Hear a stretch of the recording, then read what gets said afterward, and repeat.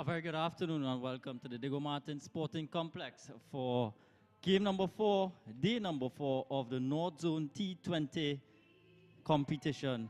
Well, this afternoon, it's Invincible up against Santa Cruz. I'm Kareem Mohammed.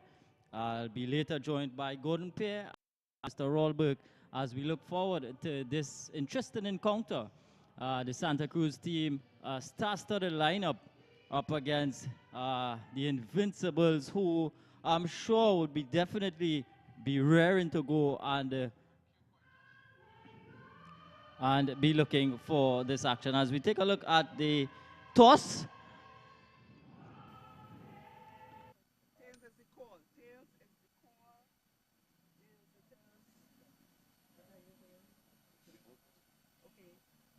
Invincible won the toss and they are winning first.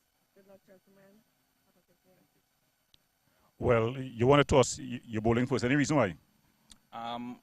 We just looking to bowl them out on the reasonable total and chase it down in the end. What's a reasonable total? Probably on a 150. Okay, thanks very much and all the best going forward. Thanks. Well, Darren, you've been put into an AXA bat. What do you think is a good total here? Not quite sure, but I think it's looked like a pretty good wicket. And actually, we was going to bat first, so actually, right up our alley. Okay, all the best and going forward in the game. Thank you. Well, you heard it there. The Invincible team, they call right, and they've inserted the Santa Cruz Sporting Association. So they're going to have a first knock on this wicket. A bowl first. So there we see the players just going through that pre-game rituals, just meeting and greeting the officials, some of the officials from the North Zone, and of course the team photos. And the team photos.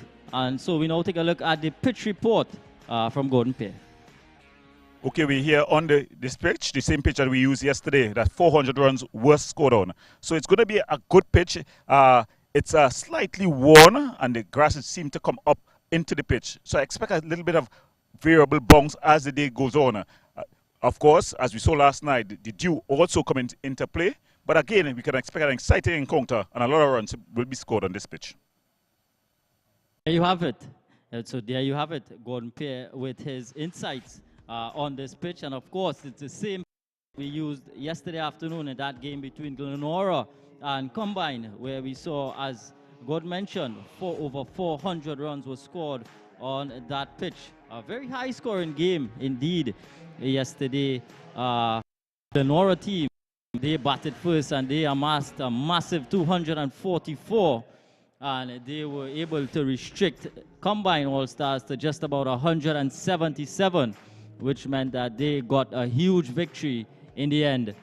So I am expecting runs aplenty once the batsmen do apply themselves, and in this case, the Santa Cruz team would be batting first, as I expect. Darren Bravo, I'm seeing Tion Webster, as we just some of these players just going through their warm-up earlier this afternoon. Those players just going through their pre-game warm-ups, those stretches, which is so very important in preventing injuries and what have you. Some of the Invincible players, they're just getting acclimatized, getting accustomed to the outfield here at the Diego Martin Sporting Complex. It's a real picture at night here with the lights on. This ground paints a beautiful picture. And of course, you're viewing all this action on M&ETV. And we do invite all of you from the Diego Martin area and environs to come down to the Diego Martin Sporting Complex on the corner of Bagatelle, where we have a lovely cricket action. Stars on show this afternoon, so you might just want to make your way down to the Diego Martin Sporting Complex there. Some of the Invincible players just having that last minute chat just before we look to head out for the first delivery of this much anticipated game this afternoon.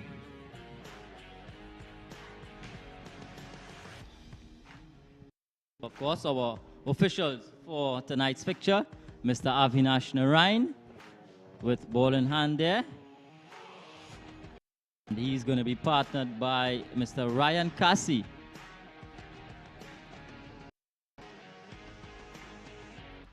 Oh, yes, indeed. A wonderful evening again, Kadir. Excellent cricket as we get ready for another exciting encounter. The mood in the camp is wonderful. You saw Miguel, after having a discussion with him, is very confident, winning the toss and inserting the opposition. He says they are quite capable of bowling them out for a low total.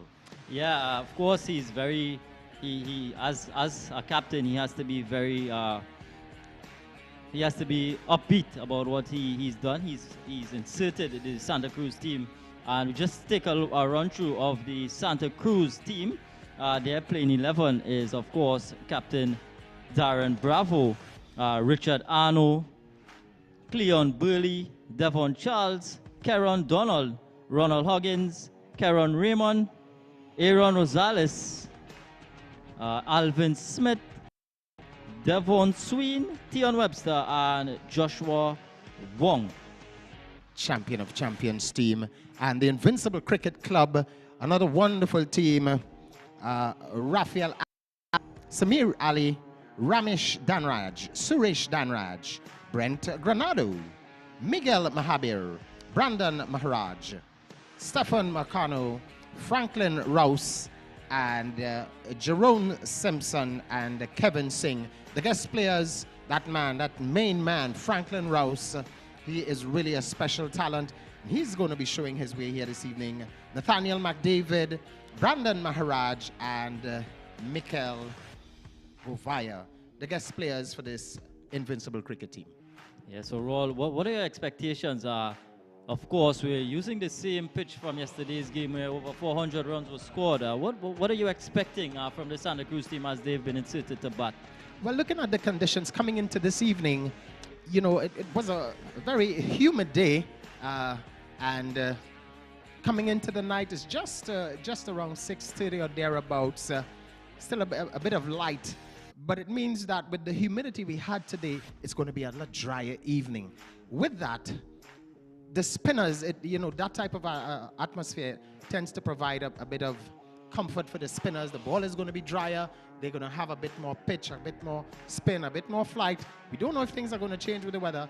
And I'm sure Miguel, in his approach, realizing that he has a number of wonderful able-bodied spinners in his team, deciding to insert the opposition. So he's saying a low score. I'm saying maybe 150 or thereabouts.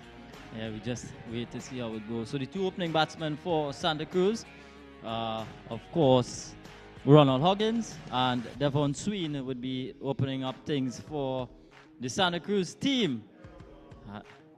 Well, I'm seeing Mr. Huggins coming out without the helmet. Is that a ploy? Well, some of these players, Raul, they're not quite accustomed to wearing the helmet. I have to say that because most of these guys playing in the North Zone, playing on those Martin wickets, they're not really accustomed to wearing those helmets and those, whatever protective gears, what have you. But I understand just around the 1st of June or so, if I'm not mistaken, I stand corrected, there's going to be a rule, a new international rule, that it doesn't matter. You need to wear a helmet at this level. The reason being for safety concerns, very, very important. It's at the international level, ICC ruling, all players at this level, your helmet must be worn. It doesn't matter if it's a spinner, maybe it's your granny coming and just toss her arm over, you must wear a helmet. So it's not going to be up to you anymore. Yeah. Yeah, and I think it's really in light of safety, players' safety. But I'm not one to really not go out to bat without a helmet. I'm really, one for protection. Certainly, indeed. I mean, we saw, I make it, was it just about 2 years ago, the Australian guy getting that ball, and he actually had on the helmet with protection, and we know what happened to him in that instance. Yeah. So, take no chances. So, it's excellent cricket. We are ready for the start here. Remember, just in case you've joined us, we're live and alive on M&E, and it's on YouTube. First over. Shamir Ali with the new ball for Invincible. A delivery that is touched down and just started to leave Sween. So a good start there for Invincible, a dot delivery to begin things. And there are two deep fielders just inside this power play. Is a man out at the sweeper boundary and the other man at long on. So it's Ali one more time, again touching down on that off stump. Realizing he has found his line to that right-hander, and this is good going, good start. Remember, it's a power play. Oh, again, doing the job. Just feeling that ball off of his follow-through. Excellent indeed. Very disciplined campaigner is this young right-hander bowling. Yeah, Shamir Ali, so very important to get off on the right footing in this power play. He's done so. Not considered a run just yet. In fact, they're going to get the first runs here. Sween is off and running. A push down to long on. And it's up to Ronald Huggins, who's going to take strike. Another right-hander. Yes, I would have thought that, you know, the left and right combination seems to be working for some of the teams, the batsmen. But in Santa Cruz case, they've decided that tonight they're going to come out with the two rights. And that's going to be the approach. Lovely delivery again there, Shamir Ali. Outside the line of the off-stump, this one a bit more pace. This is a good wicket. We saw the wicket is the same wicket from the last evening's game. Nice bounce. It offered a lot for the guys with the pace. Spinners, a bit. Got a bit of drying out here today, so. Oh, look at that delivery. Again, Samir outside the line of the off-stump.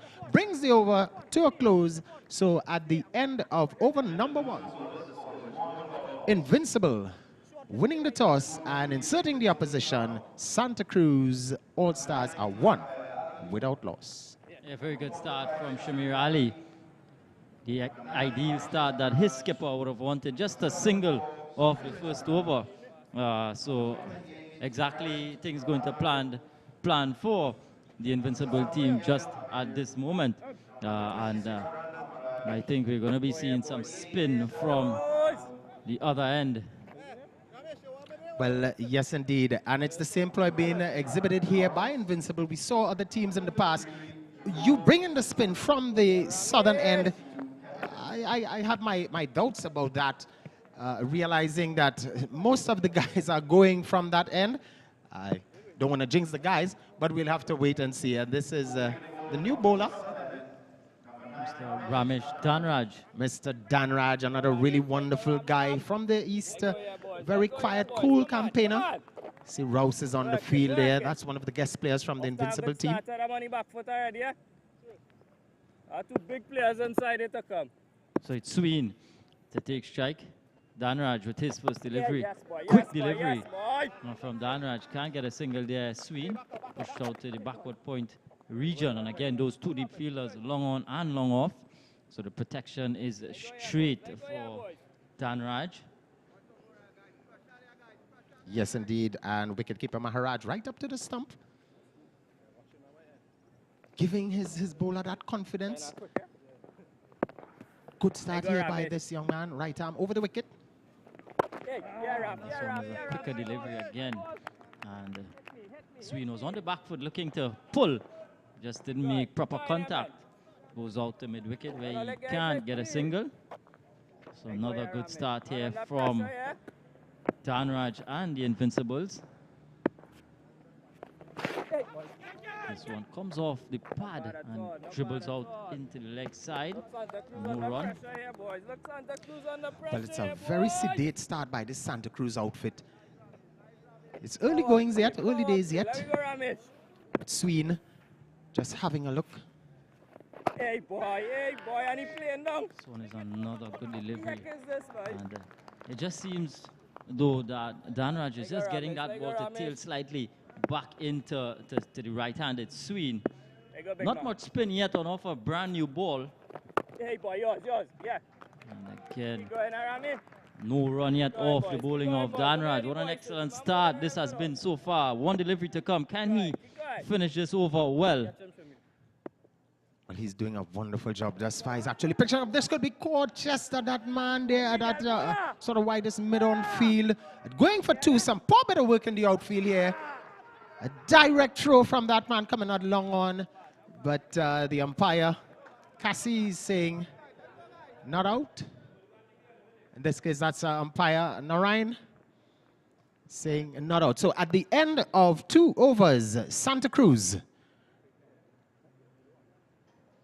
3 without loss. 3 without loss. A very slow start by the Santa Cruz outfit. What are your thoughts at this stage? Yeah, we're just getting accustomed to conditions out here. Is both Sween and Huggins. But in saying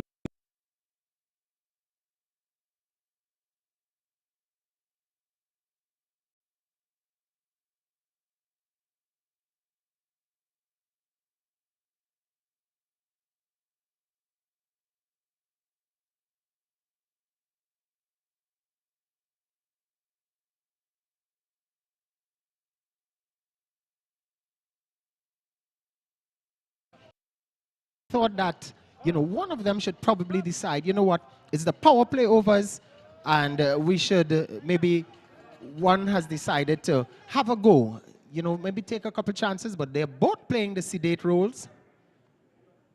Both just coming back, just going on the back foot, defending onto the offside, defending onto the onside. And we into over number 3 already, and just 3 runs on the board. I think with the power to come, one of them should maybe up the ante.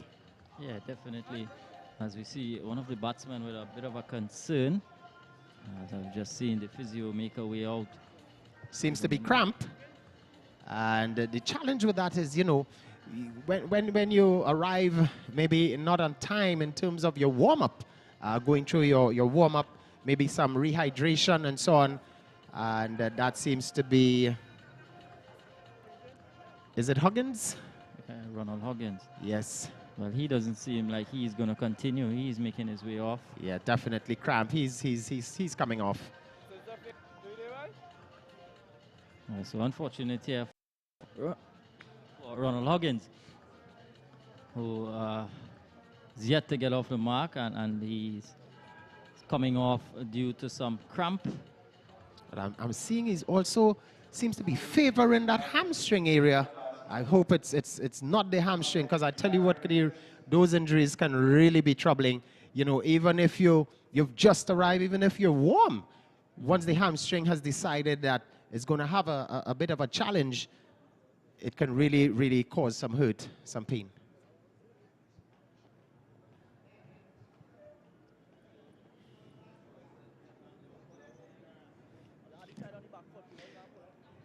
Yeah, So just to advise all of our wonderful viewers here with us this evening, you have not missed any cricket at this time. We just had that small break, and there has been an injury to one of the batsmen Ronaldo Huggins, and he is now coming off the field. We resumed. Here is going to be the new batsman, and that seems to be Tion. Yes, the big hitting TKR and Trinidad and Tobago player, Tion Webster, Santa Cruz man, and he has put on some weight in recent times.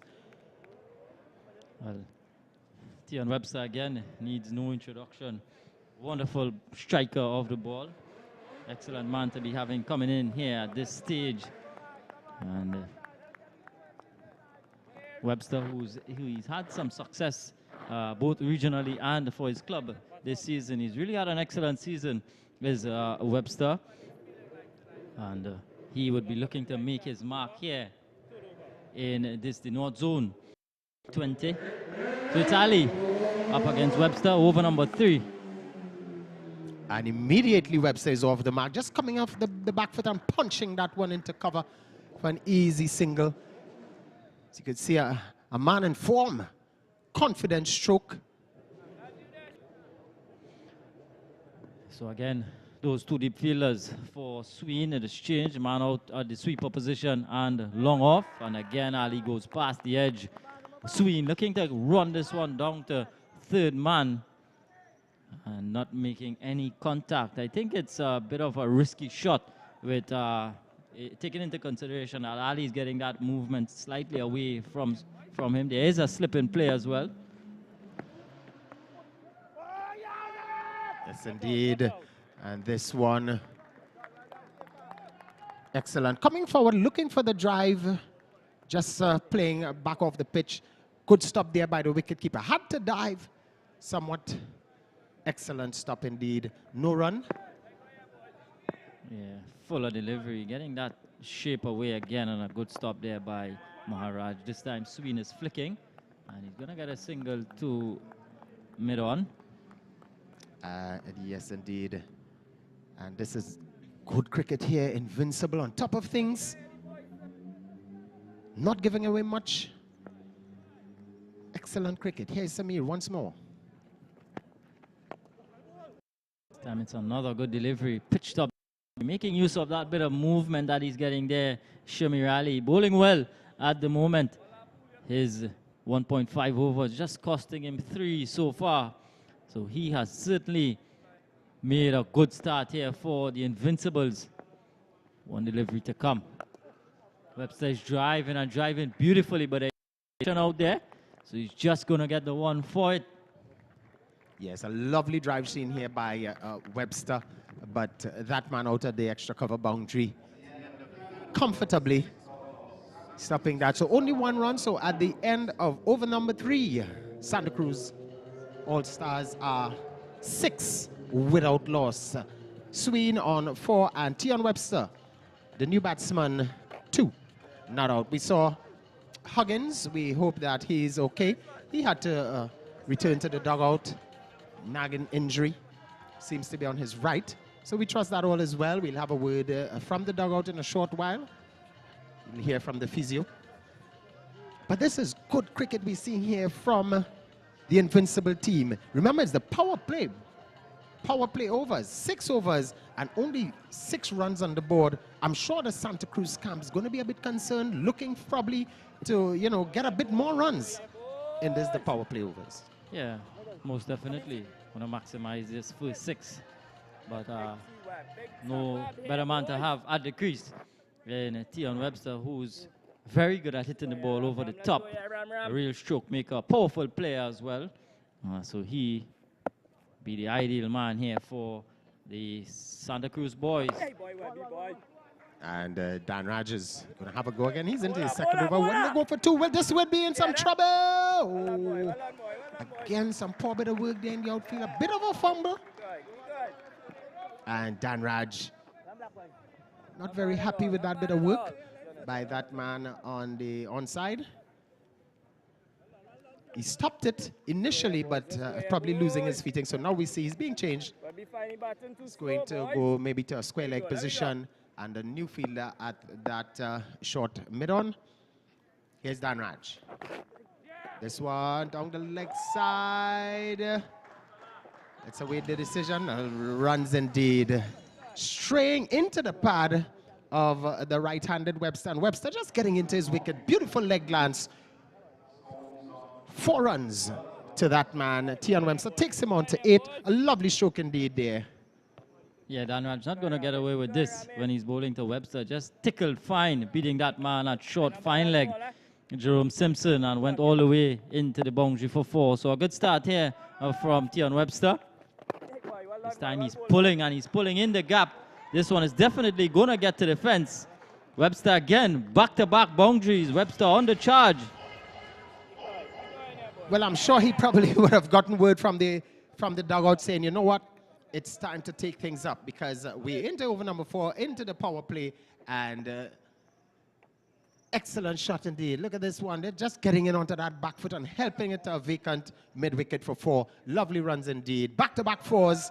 Webster, as you say, is on the charge. Dan Raj is now adjusting the field. He's putting that man out there deep mid-wicket. And let's see where the second fielder is going to go. He's going to go long off. He's going to need to rethink his plan to Webster. You can't bowl those short deliveries on the body. Here's Dan Raj, one more time. Oh, much better line, but Webster up to the task, just getting into his wicket. Coming back for 2. Will they go for the 3rd? And yes, indeed, 1 for the throw. One for the throw. I thought that that man in the outfield, he had to run around from mid-wicket, but he got the ball. He had to release it a bit sooner. He was looking, and Sween and Webster wasting no time getting 3 runs. So runs are really beginning to flow now in this over number 4. There we go. Hold this man now. Raj into the body. There's an appeal. Umpire Narayan is saying not out. As just in case you've joined us, we say welcome all of our friends out there. M&ETV. Yeah, Danraj. Yeah, I think this is a much better line from Danraj. So a dot delivery to finish off over number 4. At the end of it, Santa Cruz being inserted to bat 19 without loss. As we have a look at the dugout there, see young Bravo. Darren Bravo is not seem to be a bit too concerned at this stage, realizing the power he has. You know, he seems to be next. He's all padded up. But excellent over indeed coming out after that over number 4. Some 12 runs coming from that over. Much better over, and the Santa Cruz outfit's going to be happy with that one. Yeah. Shamir Ali is going to bowl his 3rd over here.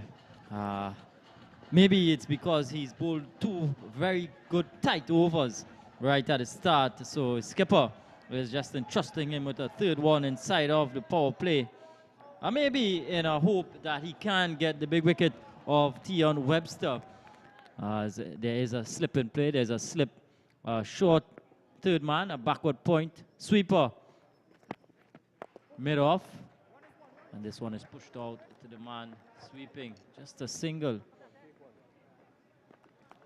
And yes, Samir is doing a wonderful job. He's just coming off of about, 4 or 5 paces.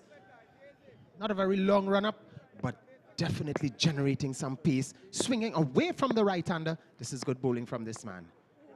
And just as I mentioned it, here was Sween just coming forward, hanging that bat outside there on the line of the off-stump. Wasn't in full control of that shot, taking a thickish edge between that Gutty and 3rd man field for 4. So runs really beginning to flow now. Santa Cruz, 24 without loss. We into over number 5. Yeah, definitely. Sween just throwing his hands at this one and getting it in that gap between the slip fielder and the short 3rd man. And it was profitable because it went all the way for 4. So Sween gets his first boundary. Devon Sween. I wonder if he's related to Dexter Sween, the big hitting all-rounder, also from Santa Cruz. And this one is a lovely push to mid-on. And getting another single there. So Sween beginning to change gears, beginning to get into his work. 25 without loss it is. Good stop there by that man, Dan Raj. Just coming along there. And certainly stopping what would have been a short 4. Excellent indeed. Simi Rally, once more. Oh, and here is Webster into the hands of that man at long off. Going too soon. I don't know what has happened. Maybe somebody called him on a WhatsApp, an Instagram, or Twitter. What went wrong with Webster? Why did he go for that shot? Well, exactly what I've said, Raul. Just in a hope that Shamir Ali, with his good tight bowling, can get that breakthrough. And that he's done. Indeed, he's got the big wicket. Webster goes for 16, well caught on the long off boundary by the skipper, Miguel Mahabia. And I'm sure Tion Webster is going to be bitterly disappointed with this shot because it was just the one man on the offside and he picked that man out. There, I'm sure he did not get proper connection on it. Certainly indeed, looking for that purchase.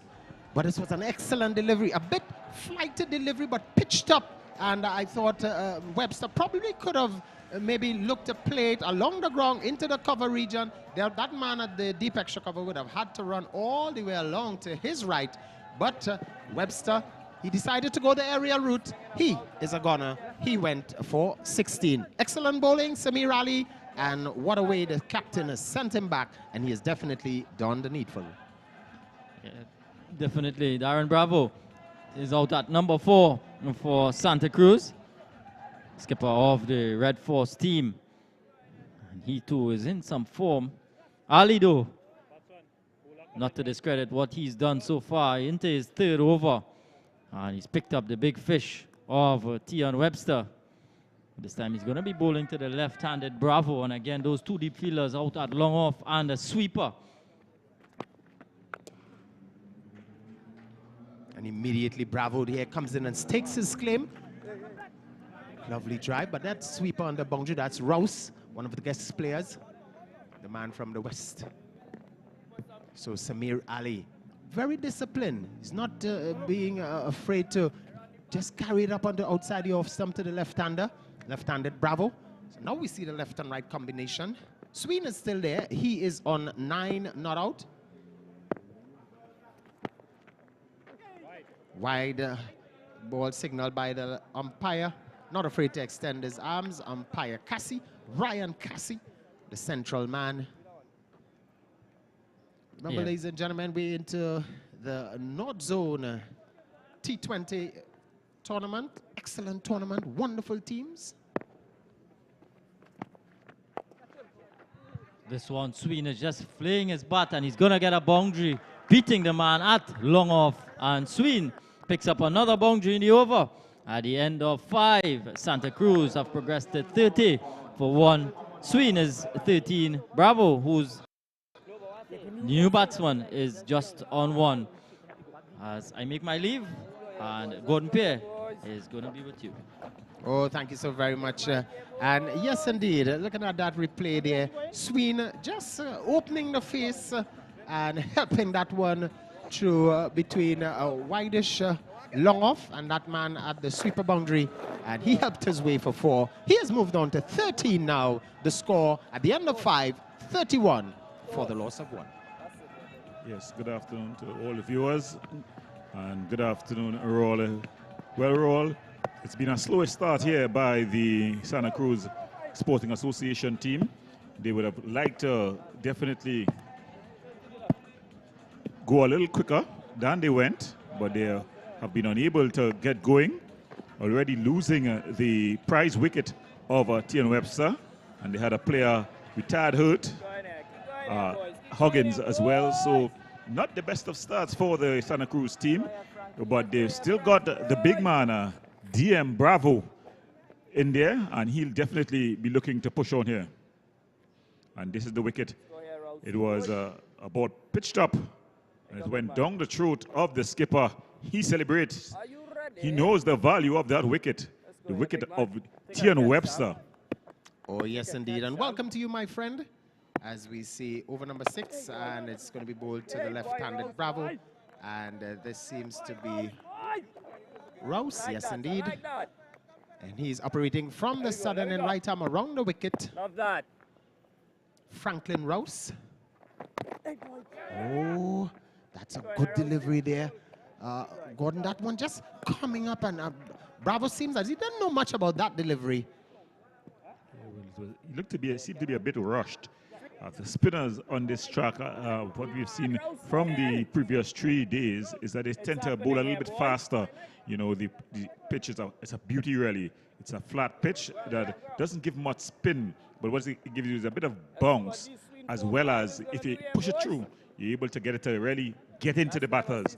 So those spinners just bowling a bit like a medium pacer, you know, and really rushing the batters on this track.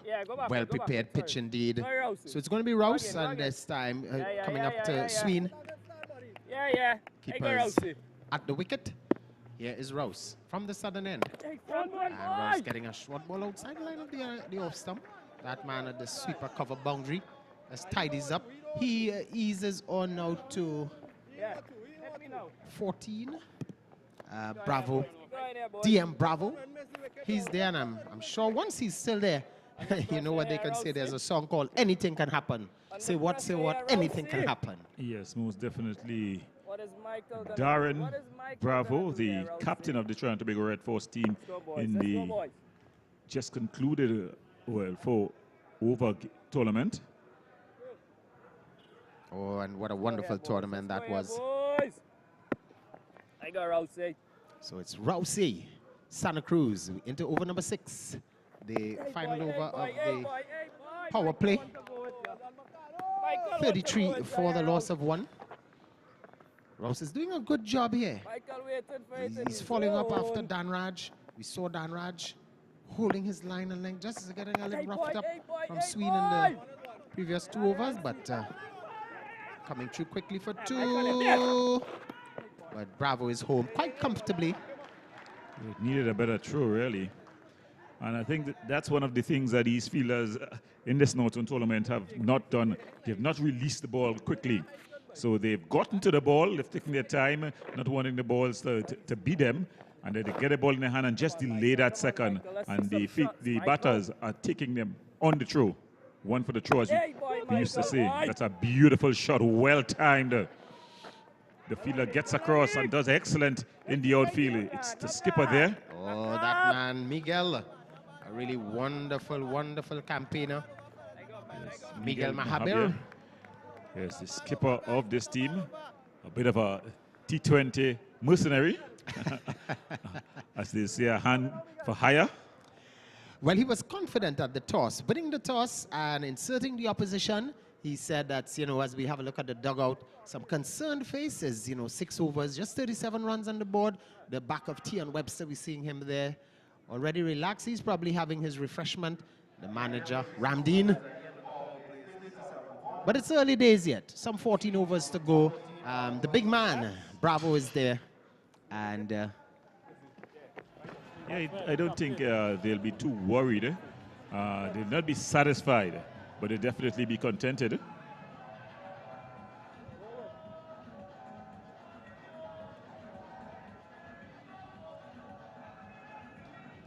So there's going to be a bowling change. So it's going to be Mahabir, the skipper, Miguel Mahabir, who's going to take up the bowling from the northern end. Sween, he's been in a while. He's already been there for just about 6 overs. And he'll want to begin to push things along. You want to take off the early pressure off of Darren Bravo. We know that Darren can normally be a bit of a slow starter, cautious starter, playing in the V, and then getting expansive as he go along. But they don't want that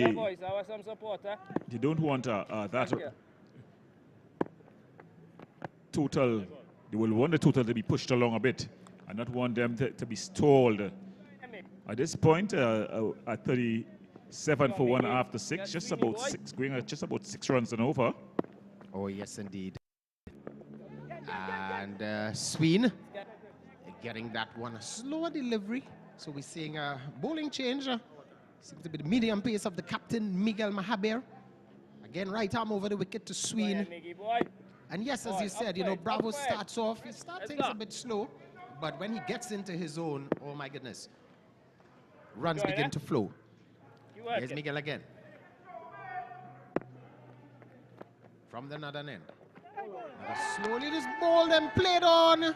And just as we said, you know, just coming with that change of pace, Miguel Mahaber, the captain of this Invincible team, well, he certainly is invincible prowess here, getting that man, Sween, not really in full control. You know, I saw him earlier on, just hanging the bat. I think that maybe he needs to have a discussion with Mr. Ramdeen. He seems that he's not pushing that front foot out more as he would like. Stuck on the crease, played on there. Excellent wicket. Yeah. Wicket, number 2 goes. Mahabir, he's bowling not medium pace, but he's bowling off break there. And that one there, just coming back slightly. It was slow through the air, but a bit quick off the pitch. And I think he just rushed him again there for pace off the pitch. But it's going to be the new batter coming in here. It's going to be Smith, Alvin Smith, who's going to be coming in here. And he's coming in with his team in a spot of butter. They're 37 for 2. But technically, they could be 37 for 3 because the other opener retired. But look at the wicket here again. Yeah, he was just rushed in there. Excellent off-break bowling. Excellent action. Wonderful indeed. But and there we go again. I would have thought coming a bit more on that front foot. Come long forward. That foot really didn't move as he would have liked. Just about what? Maybe 3 to 4 inches. Yeah, he definitely didn't really commit to coming onto the front foot. And it's something that the players we've seen in the nights before, players just playing the spinners from the crease, not really using their feet to get to the pitch. That's pretty close. just deemed to have gone down the leg side. And we see Jerome Simpson there. Jerome Simpson, one of my former students here at Woodbrook Secondary. My captain, he played for Harvard at the time. Really a cricket lover, you know, and it's good to see that he's still playing, you know, playing with the Invincible team. Of course, this team, the team managed by, should I say, the father-in-law of Kyron Pollard. Yes, yeah. So I always remember manage. They're always in the savannah, and I saw him a little bit earlier in the stands, together with one of the, should I say, the icons of this Invincible team, Adrian Dunmore, the radio personality. He's in the stands. Oh yes, there he is.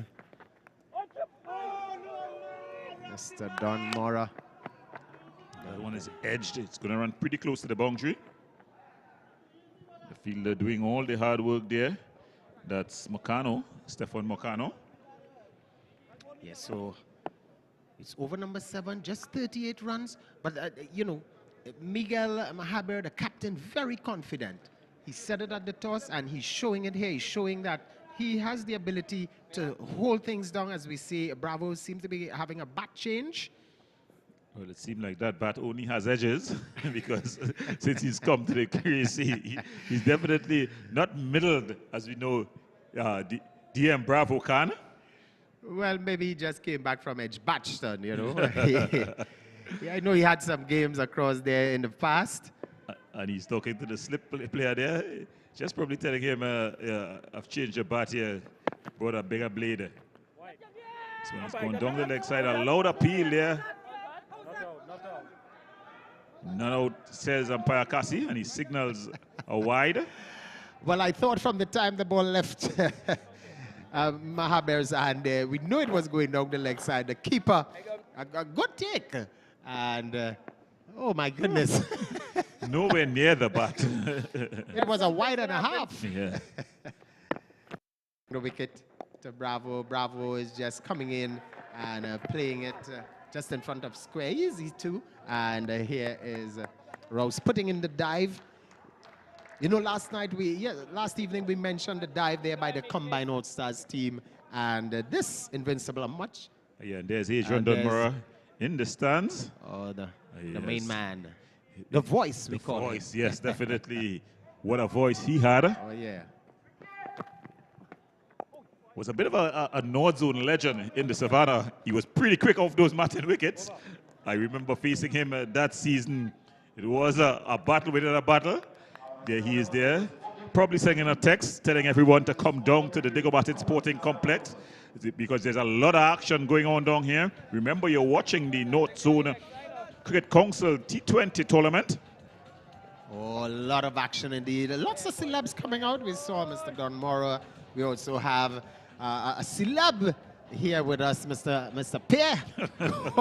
Pierre. I beg to differ. In fact, we have Mr. Johnny Bravo. Yeah, John Bravo. He's Yes. in the stands as well. That's the man. They call him the Big Len. Yeah, always supporting his boys, especially Darren. Yes, indeed. He's actually playing an manager coach position of the Santa Cruz outfit. And he's well suited there for that role.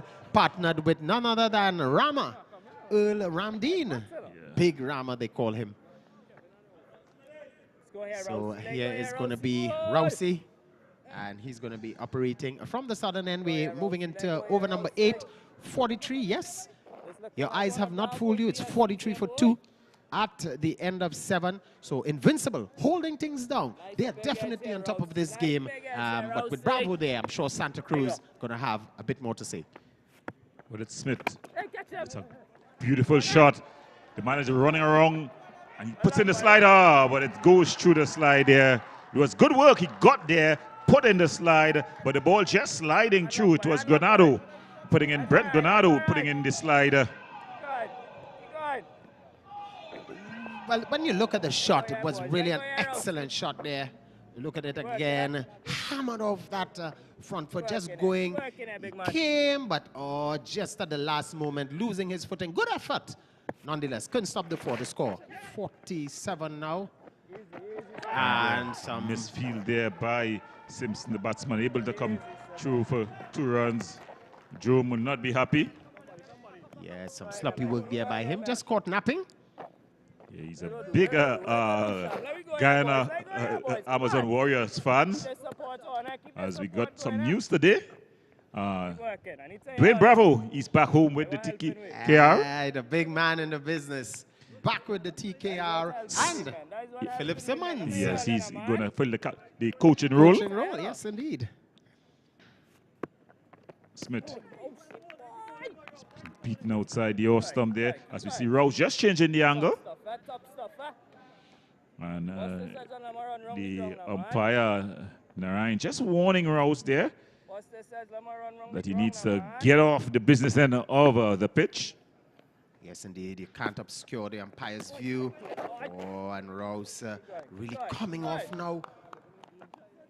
Around that wicket to the right-handed. Smith not really having anything to do with those deliveries. Another one playing and missing. This is good. 3 dots on the trot. Yes, definitely. Rouse just changing the angle. Smith batting with the open door. That's a good shot there. Just pick it off the legs. Sampson will have to chase this one. He's putting on the afterburners. But it seemed he was running with the handbrakes up. Yeah, or either the afterburners was a bit too moist, or maybe the wick never really got going because that ball really won the race. So at the end of it, after bowling some 4 dots, the score. And that brings up the 50 for the Santa Cruz Sporting Association team. And as we see, Simpson just tracking it all the way. Yes, indeed. He really put in the afterburners. He tried, but that was a lovely shot. Well timed. Yes. Excellent indeed by Smith. He moves on now to 8, and the 50 is up in there over number 8. Excellent indeed. And 53 now for the loss of 2. Bravo. He's still there. He's on 10, not out. Well, he holds the key for this Santa Cruz team. As the skipper here will look to continue. That's Mahabia. Yes, Miguel Mahabia. He's into his over number 9 from the northern end. And he's going through and around. It's a beautiful shot. Good work out to the deep. But the batter just losing his feet. It was a call for 2 from Bravo. Smith. Bravo already touched down and looking for turn, but his partner, Smith, just losing his footing and couldn't come back for 2. But a lovely shot there. And Bravo deciding to just up the ante. Here is Miguel. Miguel is doing a good job. You know, he's coming through. He's not really bowling those off breaks. He's just using a bit of flight, getting them to just touch down and cut back into the right-handers. This is good. Good, sensible bowling from this young man. Yes, definitely. Yeah, we see another one. And in this case, the batsman firing before time, beaten there for that slow pace, slow flighted delivery. This is good. Yes, Miguel Mahabia is definitely using the flight of the ball to his advantage. It goes down the leg side and it's flicked away. And it's Pete Granado there out at the backward square boundary. And it goes into the fence for 4. So Smith dealing in boundaries. He is either hit or miss. He's been missing a lot. As we see some of the fans there just enjoying what's taking place. Oh, yes, indeed. I'm sure they're coming out here at the regional complex and looking for excitement, as we saw with that 4. Excellent shot indeed. Smith moves on to 12 with that one. 58 now for the loss of 2 in over number 9. Mahabir again to the right-handed Smith. This one. It's a beautiful shot there by Smith. So he pierces the field. As look at the celebration in the stands here. Santa Cruz, they're under charge. The fans are enjoying themselves. Smith, as we say, he's dealing in boundaries. He's on to 16. 4 fours in that 16 runs. Here it is again. Pitch up outside the off stump. he was able to free his arms over the top of the cover region, and the fielder at long off just had to track to retrieve that ball. Well, we saw the fan in the audience there having a go. My goodness, he was just throwing waste as if he's a member of the solid waste management. Oh, my goodness. Excellent indeed. Nice to see the fans coming out to support this wonderful cricket. North Zone T20 Classic. Outside line of the off stump, this one. So with that, brings the over to a close. Over number 9 completed. Santa Cruz just strolling on nicely. I'm thinking the captain, Bravo, he's still there wondering, you know, what type of figure you think they're looking at this stage, almost at the halfway mark? Well, at the toss, Bravo was non-committal to the to what kind of total he was looking at. The other skipper, Mohabia, he wanted to get all around. We shoot them for just under 150. So I think he's well on the way. He'll be the happier of the two captains. Bravo will know, judging from what he's seeing out there on the track, that this is a good batting track, and he definitely needs to get about 170 to have any chance against Invincible batting lineup that is fairly strong and evenly balanced. Oh, yes, indeed. So he's still there. Here comes back the man Rouse. He's coming up for his third. And it's going to be from the southern end, over number 10, Franklin Rouse. We saw him bowling to Smith a short while ago, some 4 dots, but then the last ball getting into the pad and Smith just helping it onto backward square for 4. What will he do with the left-hander now? The field placings, there's a man heading out at deep mid-wicket. There's a man at long on, long off, deep. A man at sort of a sweeping position on the boundary. So let me just get DM off strike here, boys. Come on. So they're saying, you know, to get DM off strike. DM is there. It's coming long forward. That's it, Rousey. That's it, Rousey. Love this from you. Love this from you. Top stuff. Well, this is a very interesting battle here, because if there's one batter in Trinidad and Tobago who can play spin at the present time, it's DM Bravo, and that's a beautiful square drive. The fielder coming across and getting there. Excellent indeed. With that, the score moves on to 65. We'll confirm shortly. Keep working here, Rousey. DM is now on 13 here, Rousey. Let's go, man.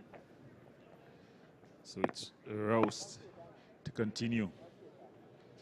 Yes, and Bravo seems to be coming into his own. He's now playing more fluent and fluid shots. Hey, yes, yours. Oh, come now, Rouse. This is good, a gentle push. Get down. Probably just out of the reach of Rouse. Went down there. I don't think I heard the keeper just getting on his case for not feeling it, but I don't think they'll be too unhappy with that. I think they'll be better suited to bowl to Smith as you get a look at the Santa Cruz dugout there. Yes, indeed, and they have to get a move on now. We're into over number 10. We're at the halfway mark. So the score has now moved on to 66. This one, Smithy just pulling onto the onside. That man at mid-wicket coming. Will they go for 2? No is the call. The score moves on to 67. We're into over number 10. So we see padded up to come next, Richard Arno. Let's go here, boys. Let's go here, boys. He's a bit of a win ball legend. I think a man like you cover win ball shouldn't know well, but he's a more win ball legend in the north. Hey, boys. Certainly, indeed. Lots of these guys, you know, even Rouse, we saw Anil Sami last evening. You know, they tend to ply their trade around the wind ball circuit, especially once the hard ball has eased off, and they play the wind ball all through the year. Some of them said help them with their eyesight, their timing. I think the problem they have as batsmen is going across the line a bit too much, too soon. Oh, lovely delivery. Beating him outside the off stump there. So, as we've been saying, Smith, he either hits or miss. It's either he's batting with the door, which is open, or the big door, the big broad door that you can't beat it, and he just hits the ball for 4. But at the end of 9 overs,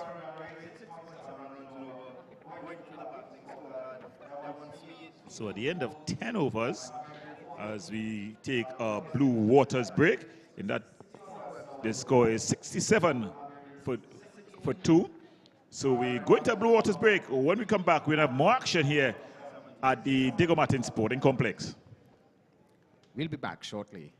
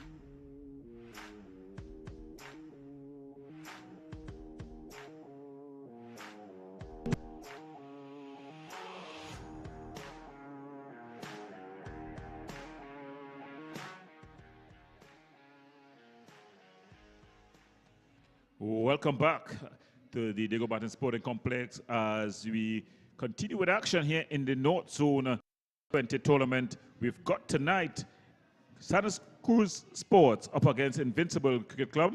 If you missed the early proceedings, the Invincible team, they won the toss and inserted the Santa Cruz team. The Santa Cruz team, after 10 overs, they're 67 for 2 at the wicket. DM Bravo, that's Darren Michael Bravo. And with him is Mr. Smith. That's Alvin Smith. He's on 17. So Bravo on 15. He'll be taking strike from the skipper of the Invincible team. That's Mr. Mahabir. I'm going Pierre. Together with me for this stint is Kadir Mohammed. Kadir, at the halfway stage, the Santa Cruz team, they seem to be in a bit of a spot of bother. Yeah, definitely a good start for the Invincibles team. Skipper Miguel Mahabir getting a breakthrough early on, getting the wicket of Devon Sween for 14. Huggins, he departed with some cramps. Tion Webster, he went for just the 16. Caught in the deep off the bowling of Ali. And now it's up to the pair of Darren Bravo and Alvin Smith to really repair the early onslaught from the Invincible bowlers. It's going to be the skipper to carry the charge here, Miguel Mahabir. He's going to bowl through and around to Bravo. Well ball, boy. Yours, well done. Hey, boy, Good fielding of his own bowling. So there we have a look at the last delivery. Looking to go for that big off drive there. Just missing completely was Darren Bravo. He do hold the key for the Santa Cruz at this stage. Another good delivery from Mahabir. Nothing Bravo could do about it. So Gordon, with those 2 wickets down, or technically 3 at this stage, a lot depending on skipper Bravo. Yeah, a lot is depending on him here.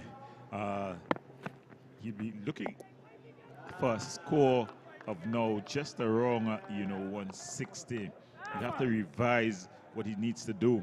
But more than that, he'll need to have a partnership here with Smith. At this level of cricket, what happens is that you're depending on about 3 or 4 main batters. And 2 of those main batters would have been Tion Webster and Darren Bravo. So he's the key here. Webster going a bit cheaply. So Bravo will have to stay. He'll have to marry the task of keeping the scoreboard going as well as staying in the wicket. As he turns this one off the leggers. That's a beautiful piece of fielding there by Stefan Makano. Stefan Makano, he chased it and then he put in the big dive. That's the kind of feeling that really inspires a team and keep them in the game, Kadir. Yeah, definitely. Good commitment shown by Makano. And just a single there. In fact, they ran 3 runs. Yeah, in fact, they ran 3. So good bit of work there from Makano. Chased it all the way and made the save, saving a run for his team. I'm sure it's going to be vitally important when they chase the Invincible. So at the end of 11, it's 70 for 2. So only 3 runs from that Mahabir over. That's worth its weight in goal, really, especially at this time. So I want to see the approach here.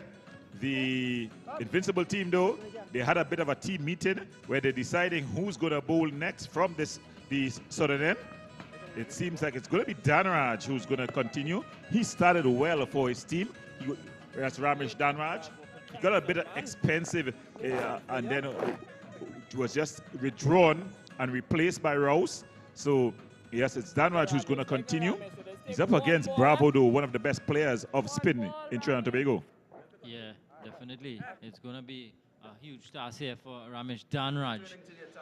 We see the field for Danraj. He's a man out at long off, long on. Sweeper, short third man, a slip, square leg, man out at deep mid wicket, a regulation mid wicket. And Danraj is going to be operating around the wicket. Pick up a fire for my big man. I like this approach though. Keeping that slip and play, that attacking option, looking for wickets, which is good from the Invincibles. Well, they have, as they say, the knee on the neck. It's just gone down the leg side there. So you don't want to lift that knee. You want to definitely keep the pressure on. If they have to respond, fight to respond. You just want to spread the field just wide and allow them to get going. Of course, if Darren Bravo gets going, there's no field that is big enough for him. Most definitely, and this one is pushed out into the offside, and Bravo gets a single. Well, he played one game here last year in the previous edition, and he scored 100 before the Santa Cruz team. They were in the final, but the final was rained out, unfortunately. But he has definitely good memories of this ground. So I'm sure he'll be licking his lips and looking to bat deep, looking to bat all the remaining overs here for his team. And that one there, very close.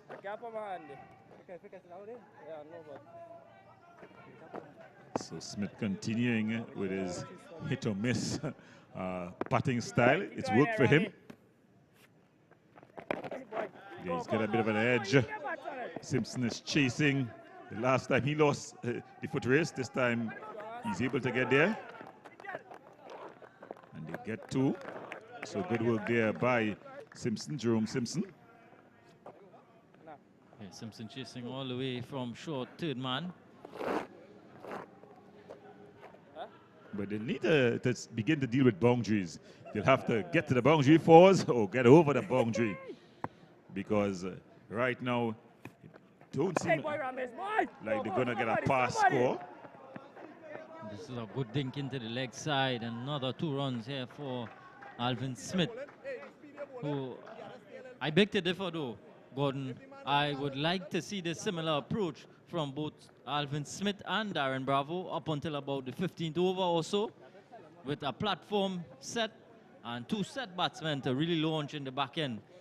For the Santa Cruz team at the moment, they're scoring pretty easy, pretty comfortably. They're not getting the boundaries, but they're rotating the strike quite nicely.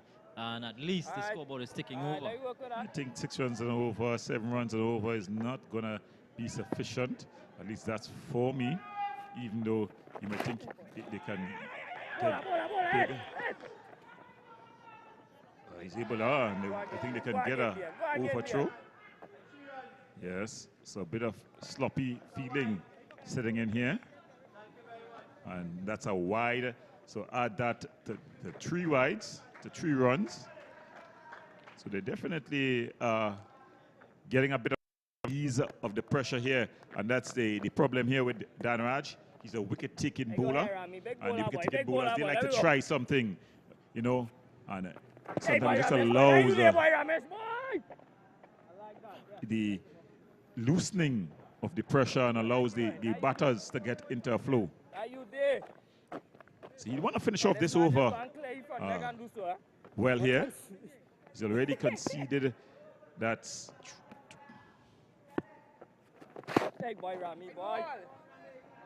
And there's another wide there. Yeah, so Dhanraj really just looking to spear those deliveries in. He doesn't really seem to have much of a plan in terms of setting up these batsmen. He's just looking to spear them in as quick as possible. This time he's on the line of the off stump pass. Alvin wanted a single sent back by Bravo, smartly so.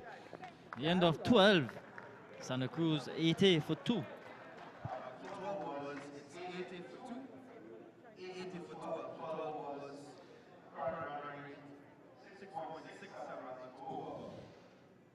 So 6.6.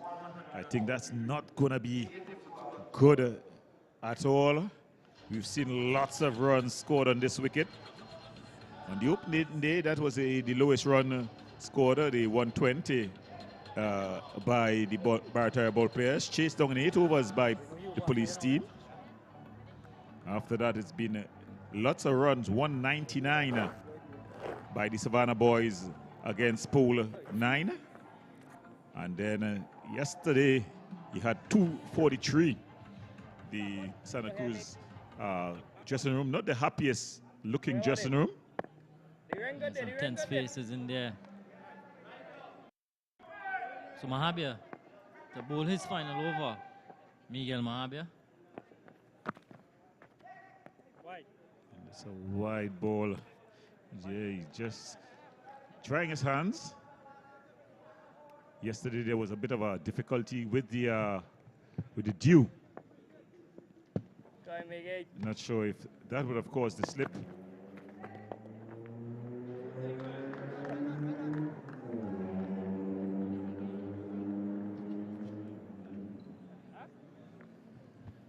So they're just taking the single.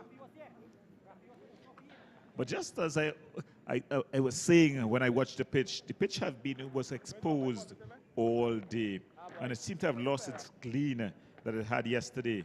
So I was expecting it to just have a variable bounce, you know, and not go through as well as it was going through yesterday. It really was a picture that helped the fast bowlers, but allowed the batters to be able to go through the line and across it when needed. To this wicket, though, you got to get into the wicket first before, yeah, and that's because it was exposed all day. Mario Balcon, when I told him that, when at the toss, he asked me for an expert at pitches. I told him I've seen enough at my time, and there's Smith with the shot out to long off. So you need to get to you need to get accustomed to the pace of the pitch. It's not really coming on, yeah. You know. Yeah, no, I was just about to say too, though, that it just seems to be offering something for the spinners, the slower bowlers. Maybe just holding up a touch in the surface. Yeah. Just right there on that occasion there, Bravo, just not getting the right timing. So it just seems to be holding up a tad in the surface. Yeah.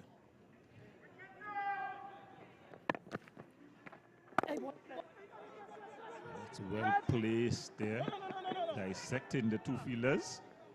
Back up. Something any maths teacher would have been happy about there. That ball is played into the offside. So Mahabir looking to finish off this over. He's been very economical. He's been very good. He's also picked up the wicket of Sweden.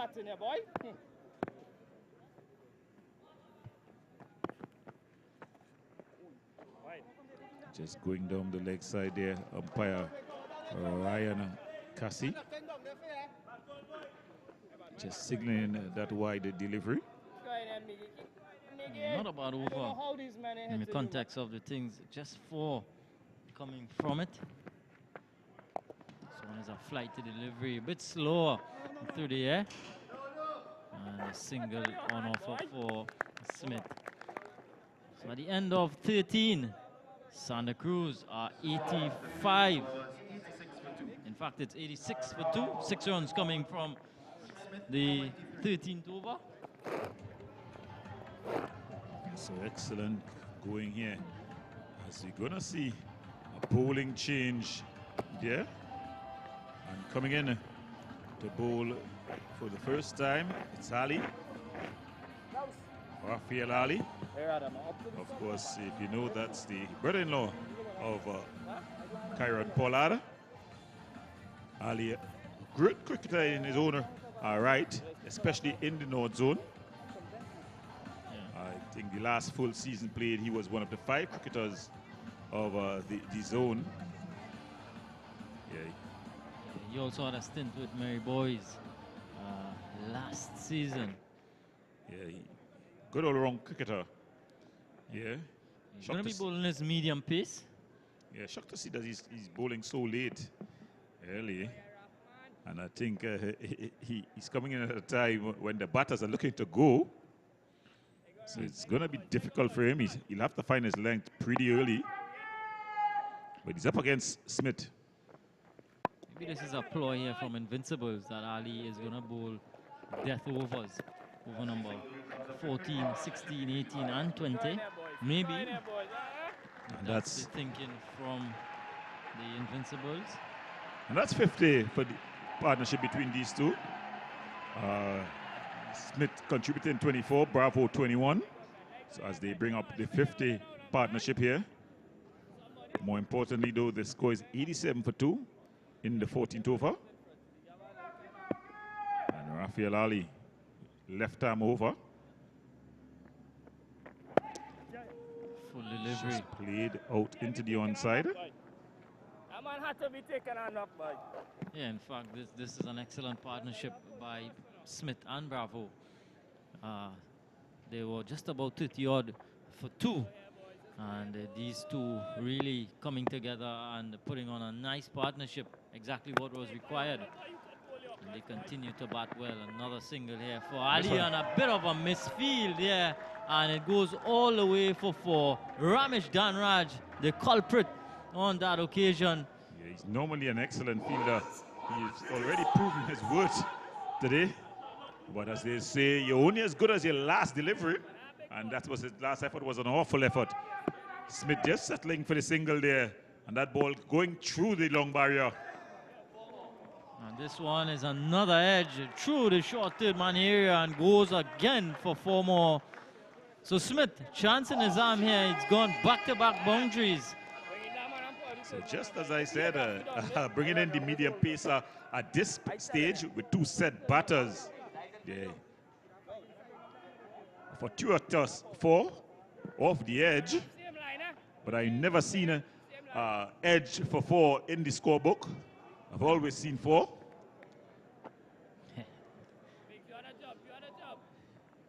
So it's Ali here. He's under some pressure here. Smith, he's really been a, should I say, hit and miss. I can't call him a hit and miss. He's scored some 2s as well. But he's definitely scored in boundaries. And he's induced a field change from the previous delivery. This one is a wide delivery from Ali, straight down the leg side. Yeah, he induced a field change, the previous delivery. The man has now gone back to third man. And they've asked the man from mid-wicket to come inside. So there's another full Good delivery. shot. Dhanraj. This time he does well. Can't prevent the 2 though. Yeah, good running between the wicket here. Yeah, good urgency shown by Smith and Bravo. 99 for 2 it is. Alvin Smith, he's gone up to 34. In the meanwhile, nice little hand here from Smith. Yeah, he's coming in past Darren Bravo. Slow delivery to finish off the 14th over. The end of it. It's 99 for 2. A over that has cost Ali 12 runs coming from it. Two batters having a bit of a discussion. Bravo, knowing that things will be on his shoulder here, as we've got a bowling change. The skipper bowled out from the northern end, and it seems it's going to be another medium pacer. In fact, they have a bit of a mid-pitch discussion, and it's going to be Simpson. Well, he's going to be bowling a medium pace. I don't want to be in his boots. A pretty decent medium pace bowler. But at this stage, It's a difficult task. Yeah, with Darren Bravo set on 22, to come to bowl to him on this pitch, it's really, as we said, it's a pitcher that seemed to have been just a bit too paced, but it's still an excellent batting pitch. Yeah, as you mentioned, just one a wicket in where you just need to get settled. It's not one where you're gonna, this particular wicket is not one where you're gonna just start bashing it from ball one. You need to take a look first. And but Jerome Simpson though, under some pressure here, bowling to Darren Bravo with the keeper up to the stump. And the field is a short third man, a man out on the point boundary. Cover, sweeper. Long off, long on, mid-wicket. So Jerome right, Deep mid-wicket. Wrong. Hey, boy, Jerome, boy! Starts with a Yorker delivery, Yorker length delivery, spearing into the toes of DM Bravo. Bravo with a smile on his face. You realize that it's not much pace. And if Simpson misses his length here, he's going to go for a few. Just whipped off the legs. Meccano, if anyone can pull it back, it's him. And he's able to pull it in. We look at the umpire for his signal, if any. Yes, it comes. So it's leg buys. And that 2 leg buys brings up the 100 for the Santa Cruz Sports Association team. They are 101 for 2. Yeah, bringing up the 100 there. 101 for 2. Simpson again floated up and driven down to long on. Yeah, Bravo just being a bit watchful at this stage, as he holds the key heading into those remaining 5 overs. Those the entertaining overs, if you like. So he knows has to be there till the end. If Santa Cruz are to get up to a respectable total. Yeah, well, it's Simpson here. He's bowling to Smith. This is going to be an interesting battle, because although Bravo is quote-unquote the senior partner or the more accomplished player, it's Smith who's been scoring in boundaries, who's been showing the intent. In fact, he's on 34.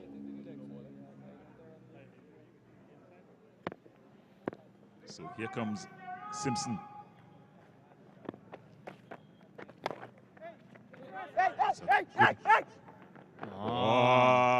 I think all he needed to do was to get it in. There, some fielding there by Danraj, the other Danraj, Suraj Danraj. Yeah, I think they picked their field as well. He had some mishaps early on, and it's like, as soon as it went to him, he immediately took off, choosing to take those quick singles by Danraj. A good first 4 deliveries by Simpson, but you know, in T20 cricket, every delivery is an event. So you've got to look to finish, especially the last 2 in the over. That's a good. He puts in the dive, and one Danraj beats one Danraj, but the other Danraj is able to do the fielding. And it's a good throw in, eh? Yes, so Suez Danraj with the big dive, but Ramesh Danraj doing the fielding there at the long off boundary. Not bad from Jerome Simpson so far. Just the 6 runs in the over.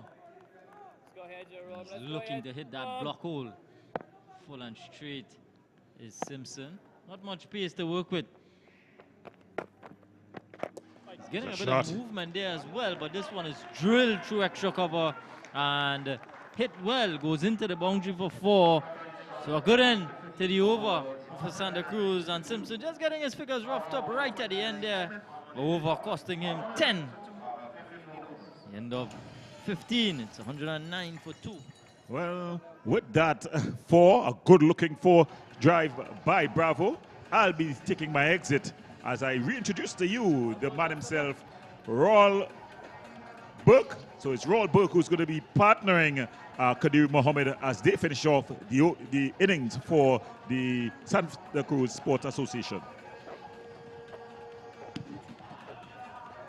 Oh, thank you so very much. As we're looking at some wonderful highlights of this exciting 100 there amassed by the Santa Cruz outfit. Some good batting there by Smith. And he being the more aggressive of the two, realizing that he has been there a while and sort of upstaging. So we saw a bit of misfielding there, upstaging DM Bravo, but it was excellent batting. And here's Bravo, this one, just a leg glance, but coming off the pad. Simpson, the bowler. Excellent. We saw the 50 partnership coming up, and then the 100 for the Santa Cruz outfit. Smashing a drive to end that over number 15. Excellent indeed. And I'm sure, as you alluded to, Kadir, earlier on, 109 for 2. Once. This time, Smith goes. A good catch there by that man in the cover region. That's Kevin Singh, who's held on. Ali strikes. And a timely breakthrough here, just as Alvin Smith was looking ominous. And he goes for 35. 35 indeed. A well-played 35. A very attacking shot. But what a catch by that man in the outfield. Excellent indeed. Wicket number 3 goes 109 for the loss of 3 at the start of the 16th. And the new batsman for the Santa Cruz outfit. Devon Charles. Charles. They call him the soldier. Yes, he's a soldier by profession. Wonderful guy. Always smiling. And look at that. Left arm orthodox. Driven into that man-hand that covered. Excellent catch indeed. Remind me of you in your young days, could you? You say young days, I'm still active. Roll. Just having a little fun with you, bro. I know I can tell you, I am into my old days, you know. But excellent indeed. Smith. Good knock of 35. The new batsman, Charles, right-handed guy. And he is going to be taking up his guard from the northern end. Ali, the bowler. Left arm, orthodox, over the wicket. The score 109. And I'm sure now DM Bravo, the senior of the two, is going to take up the ante. He's probably saying to Charles, you know, let's probably aim for, what do you think, maybe 150, 160? I'm sure that's the thinking, but gonna need to get Bravo on strike if they're to get up to that, which is excellent, which is exactly what Charles has done.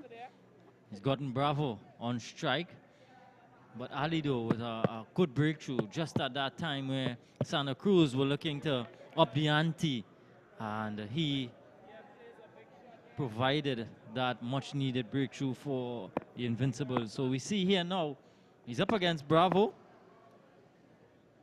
Yes, indeed, from the southern end. And a spanking cover drive. What a lovely shot. The second, we saw him playing that one. The last ball he faced in over number 15. And this one just coming through. So now Bravo is showing his seniority. He's showing his dexterity here. A lovely expansive drive. He goes on now to 29. The score, 110 for the loss of 3. We enter the halfway mark of over number 16. Yeah, ball outside off stump, back of a length delivery and punched nicely. Got the timing and beat Meccano at long off. And so, eventful start to the 16th over rather. As Ali again, this time it's a good delivery. Bravo can't get a single. Ali with a good response. Yes, just pushing it up a bit more this time. realizing he can't hold back the length at Bravo. Bravo now realizing just a few more overs to end this inning. He is on the trot. Yeah, this one's staying a tad low. Luckily for Bravo, he got the bat down in time. It was well lined as well. It was on the line of, I think, middle and off. And he did well to get the bat down there. Certainly indeed. And Rafael looked at Bravo and he had a smile. This one is coming into the body. Bravo comfortably plays onto the onside. And I'm looking at this inning. He's playing a very intelligent inning. He's mixing up, he's mixing aggression with temperament. Good batting here we're seeing from DM Bravo. Almost looks like if he's looking for a knock, looking to get back some type of form for things to come. Yeah. So with that, at the end of over number 16, the score 115 for the loss of 3. It's Charles, he's on 1, and DM Bravo on 34, not out. Yeah, excellent over from Ali. And we see here Alvin Smith looking to go over the top, but a good catch by Singh at cover. And he held on well. Ali striking. It was a good over from Ali, just conceding the 6 runs and a wicket in it. Considering that it's the 16th over, it's the death overs of this T20 innings. The batsman looking to get after you, he's done well in that over. Well, I tell you what, Singh dove up into the air as if to sing as a first tenor, and just pulling it out of the sky. We saw the 3 tenors out at Queen's Hall there over the weekend. Cumberbatch and friends. I'm a first tenor myself. Yes, indeed. What a way Singh has pulled that wicket. So it's the start of over number 17. Seems to be Franklin Rouse. He's changing ends. He's now into the attack from the northern end, and he'll be bowling to the left-handed Bravo. Yeah, Rouse in for his final over. This time it's a good delivery. Straightish delivery, pushed out into the offside. And a good call from Bravo. Charles wanted 2. No way. It was a clean pickup by Mahabir in the deep. And rifle is returning to the keeper. Good feeling. And at this stage, you really want your best fielders marshalling the boundaries, protecting those boundaries. You want them, the good catchers, the quick, the agile men protecting the boundaries at this stage. Definitely. And realizing that DM is still there. So you know he's going to have something up his sleeve, just waiting to pounce on those deliveries that may be a bit short, maybe a bit back of a length, and the feeling really needs to be spot on. Good feeling there from that young man, and only able to get 1. Bravo. Charles looked like he wanted the 2. He was almost at a half pitch, but sent back, and intelligently so indeed by Bravo. The score now just 116 for the loss of 3. This one, back of the length stuff seems to have taken an edge. Let's await the umpires. Yes, Ford. Handsome runs indeed to Charles. He has really begun to open his encounter with that 4. Yeah, quicker delivery from Rouse outside off stump. Threw his hands at it and got it fine. Educated edge, if you like. And he beat the man at short third and ran down to the boundary for 4. Score goes up to 120 now for 3. Yes, these overs in the T20 match are what we call the meat and drink overs. And with wickets in hand, you know, they have to just put the lead outside there. This one, not timing to perfection, but will fall safely. As even the birds are out enjoying the cricket. And Charles there not knowing much with that delivery. Rouse just slowing up that delivery. Charles coming forward, and the ball more hitting the bat than Charles playing that shot. He moves on to 7, 122 to 3. Can't get a single this time. Singh is in the way. He's done well there at that cover position. Oh yes, that man Singh is really doing the needful for his team. And see Rouse again. This one is hit high, but only able to get 1. Well, they come back for 2. No. 1 is the call. one to be had. So you can see now the intention from Charles, looking to free his arm now, not timing these deliveries to perfection. Nonetheless, he's still there. The score eases on to 123. Very paltry inning by the standard of the Santa Cruz outfit, but good bowling, good cricket, good all-round cricket, good outfield work here by Invincible. As we see the captain, Miguel, just tidies up that single there from Bravo. Brings the over to a close. So at the end of 17, Kadir, Santa Cruz been put in here to bat a 124 for the loss of 3. Yeah, 124 for 3 at the end of 17. So final 3 overs to come here. And Rouse completes his quota of 4. So it's going to be up to Ali and company to finish off here for the Invincibles. As Ali is going to continue, he's into his 3rd over. I'm sure he's going to finish off from that end as well. So it's going to be interesting to see who comes on now from the southern end. The northern end, Northern end, yes. rather. With now Rouse being bowled out. So it's some interesting times here. Some headaches for skipper Mahabir, but he's done well.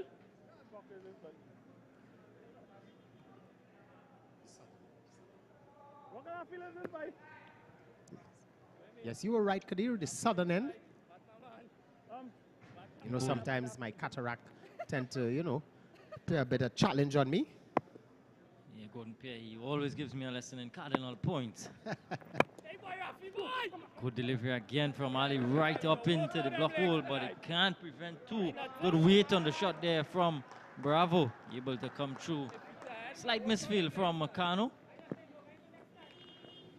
Yeah, so they really got to get a move on now.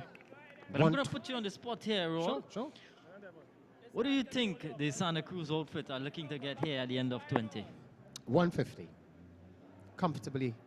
Because I think Invincible are really bowling well. They're really, you know, they're not giving away too many freebies. And these batters at the wicket, DM Bravo in particular, he's playing quite circumspect. He's not just giving away, he's not freeing up his arms as we normally would see him at this stage of the inning. He is playing a sedate inning. So I am thinking 150. Yeah, I really thought at the start of the 15th over we might see him open up a bit more. It's not happened. This one is drilled back past Ali, and it's going to go into the boundary for 4. The man out there had long on, couldn't prevent it. A good shot there from Bravo. Just as we were saying, he's not yet opened up, and we really see him attacking. He's just brought out this shot that he's picked up a boundary. Well, I tell you what, it's not the fluent Bravo as we've been used to seeing. And knowing what's happening, what's coming up, certain tournaments, he's just looking to play himself and get his knock in, get his eye in. And, you know, it's their first game, their first outing in this tournament. This one is played onto long out. Coming for 2 again, he'll have to hustle. But he's home comfortably. He's moved on to 42, and the score now 132. We enter the 18th over. Yeah, good from Ali. 8 runs in the over so far, but he'd take that any day of the week. He needs to finish off well. But I must say, you know, Rafi has been really bowling well. Left to left, you know, it's excellent. Normally you would think the left-handers to the left-handed batsmen, you tend to give the batsman the better of the doubt. But in this case, Rafael Ali has done yeoman service for his Invincible team, bowling to the left-handed Bravo and able to keep him sort of, I would say, quiet at this stage of the game. Yeah, as we see the dugout. Ronald Huggins with the pads on. He went off early on in the 3rd over with some cramps, but he's padded up and he's ready to come whenever it's required. So 1-3-3 for 3. This one is a full toss and helped along by Charles. He's gonna pick up a maximum, a good hit there over square leg, helping himself along. And Ali, at the end of his 3rd over, it's cost him some 15. Santa Cruz progressed to 139 for 3. It was a foolish delivery, and he just pounced on it like a wolf out there in Iceland, going for his prey. excellent shot indeed. He seems to be just asking the umpire, maybe height a concern here. Let's have a look again. Oh, lovely shot. You call that meat and drink. Are you a vegetarian? Are you a vegan? That is meat and drink. Any day, Sunday, Monday, a holiday, as we know they have a rival day coming up, and I'm sure Charles is going to say, hey, I'm looking for those type of meats. And twice on one of those days. Yeah. 139 for the loss of 3 at the end of 18. So, Kadir, my 150 seems as it's going to be a bit challenged. Yeah, just 11 runs away from that 150 mark as Dhanraj is brought back for his final over. That's Ramesh Dhanraj. There we see a shot of the crowd. Some of the spectators in here viewing this North Zone game. It's a really nice tournament Royal, that has been put on by the North Zone Cricket Council. Oh, yes, indeed. TNT CB, Trinidad and Tobago Cricket Board doing a wonderful job. And what an excellent venue, you know, and to bring out all the people of the constituents of, as we were informed that this is the central of Diego Martin Central, Diego Martin West, Diego Martin East. This is the meeting point, so to speak. Yeah. It borders all 3 constituents. Here's Dhanraj bowling to Bravo, and Bravo dear, just getting a one that rushed him. Going for 2, no. Yeah, good work out there again. Man, deep mid wicket, some good work. Rouse it is. Just a single. So Bravo has moved on to 45, and will he get a 50 here for his opening encounter here for his team, Santa Cruz? I guess we'll have to wait and see. The score 140 for the loss of 3 in the penultimate over. Not bad at all, but good going on behalf of Miguel Mahaber and Invincible. Definitely. This one has a short delivery. It's up in the air, and Singh is going to hold on to another catch. Dhanraj strikes. Charles goes. It was a short delivery roll, and he was looking to pull it leg side and just came off the top edge or the toe end of the bat. And Dhanraj and Invincible strike. It's 140 now for 4. Yes, indeed. Well, you could have seen from the previous over where he smashed a full toss for 6. Look at it on the replay again, getting that ball, just slowing up on him. And thick edge just going to that man Singh. Singh picking up his second catch. Wicket number 4 goes the dangerous Devon Charles. He's gone for 14. With that brings the new batsman, Richard Ano. Richard Ano. And, well, you know, I'm sure he's going to get the memo from Mr. Rama and showing Raymond, the coach and manager, letting him know, hey, you got to do 2 things. Either get Bravo on strike or go hard or go home. 140 for 4. We enter the penultimate over. Excellent indeed. And you know, at the toss, Miguel, the captain, said 150 or thereabouts. Insert them. We know we have the confidence. This is very good cricket. When you can hold a team with the likes of Bravo and Webster to, you know, I would say a relatively competitive score, this is good from Invincible. Yeah, definitely. And I think what it has been down to is some excellent power play bowling. Because at the end of 6 overs, score was 37 for 1. This time Ano looking to help himself leg side, doesn't make proper connection, so a dot delivery. This is excellent stuff from Dhanraj. 2 dots and a wicket in the over so far. Yes, very disciplined young man. 2 deliveries to come. This time Ano is looking to sweep again. The appeal is going up. Umpire Kasi says not out.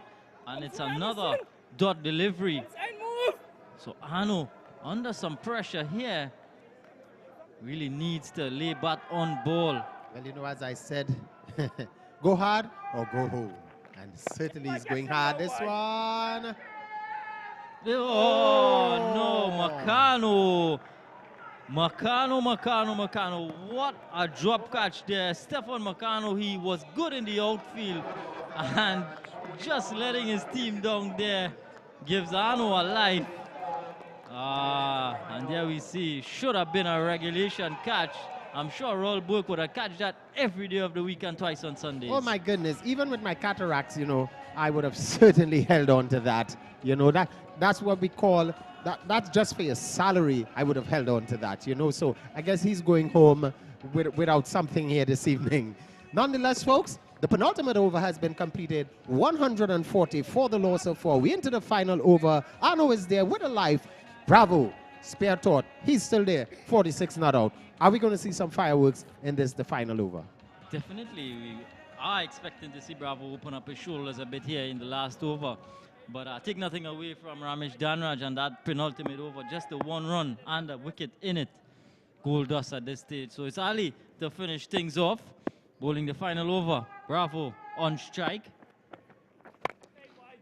Looking to go leg side. And he's going to pick up a boundary. The man out there, that was Granado. Yeah. Running around from deep mid-wicket. Couldn't pull it inside, and it's gone away for 4.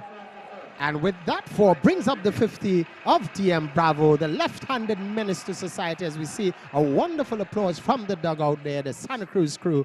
And that man starts with a 4.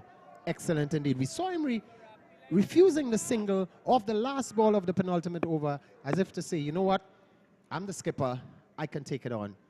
Yeah, he's looking to bat all 6 deliveries here. This one, he again is whipping leg side. He's looking for 2. He should get 2 quite comfortably. And he's going to come back. So those deep fielders on the leg side. Again, let's have a look at a wonderful 50 from Bravo. Excellent indeed. Driving that one. This was excellent cricket by him. Some flashing, some wonderful cover drives. As this one goes over the head of the long-on fielder. Just thought he was in the game for a moment there. It was hit flat. It was hit hard, but he couldn't get a hand on it to pull it back inside, and it goes all the way for maximum. Well, I tell you what, my friend, this stage of the game is called the long handle game. And certainly Bravo is batting with that long hand. That was a lovely shot from him.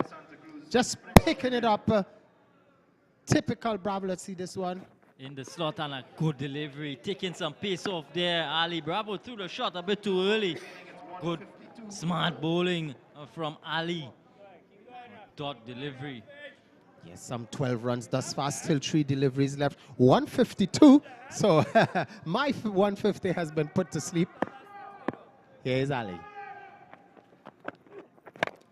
This one again, he's going big and just lands over the boundary. So another 6 into the gap as well. There was a man at deep mid-wicket and a long on, but none of them had a chance.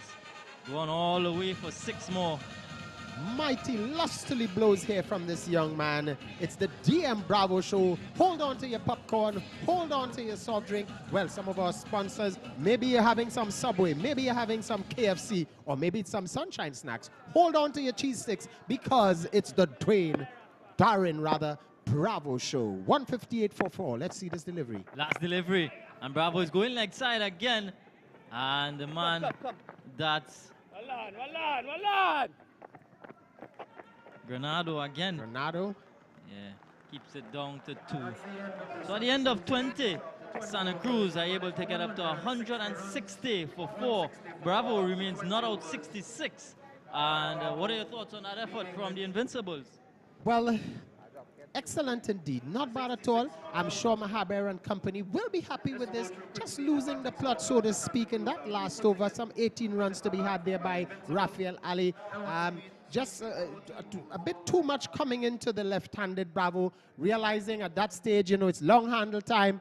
And 66 Bravo, a wonderful knock from him. It has been a while we haven't seen him play that type of inning, you know, mixing temperament with aggression, looking at the deliveries. Some of them he's deciding to run maybe one, not even taking the single, but a good knock from him, 66. Let's see if that's going to be enough. 160 for 4. Highlights time. So we just take a look at the innings from the Santa Cruz team. It started off with Danraj, and this one was clipped down the leg side. Webster got into the act early. He was looking ominous. Couple of boundaries to start with. This time Sween getting an edge through the third man area for 4. Shamir Ali was brilliant with the new ball. He picked up the big wicket of Webster. He held out in the deep. Mahabir taking the catch, and that brought out Darren Bravo to the crease. Yes, as we see Webster again. And this was Mahabir. He got the wicket of Sween, striking in his very first over. Sween playing on to Mahabir. And this was Alvin Smith. He played a very nice hand. He got 35 boundaries to all parts of the ground. And he kept the Santa Cruz team in the game all along. This was Ali. He too had a good spell. Some poor fielding from Danraj. And another edge for 4. Bravo with this leg by Simpson. The bowler just the one over for him. Yes, and it was the Bravo show. Simpson again being treated with some handsome spanking drives. Courtesy Bravo. This was the wicket. Smith going a well caught there by Singh at cover. Ali picking up that wicket at that stage. Alvin Smith had played a good hand. He made 35. And the Invincibles really bowled well. They kept themselves in the game. This was Bravo driving handsomely through the offside. This one was hit down the ground. One bounce into the boundary for 4. And Charles with a cameo of 14 himself. This time he held out here. Singh again with the catch. Danraj, the bowler. That was a brilliant over by Danraj. Good catching there by Singh in the covers, you know, to take Charles. Charles very disgusted with himself because that ball was there for the hitting. But then he came Bravo. My goodness, I tell you, it was the Bravo show. Ali there really been roughed up, hitting some 2 maximums in the final over. Takes the score to 160. I'm sure with that sort of a sedate start in the power play, Santa Cruz getting to 160 would be a bit happy. Yeah, so with that, the Invincibles require 161 for victory. We go to the break and we come back with a response shortly.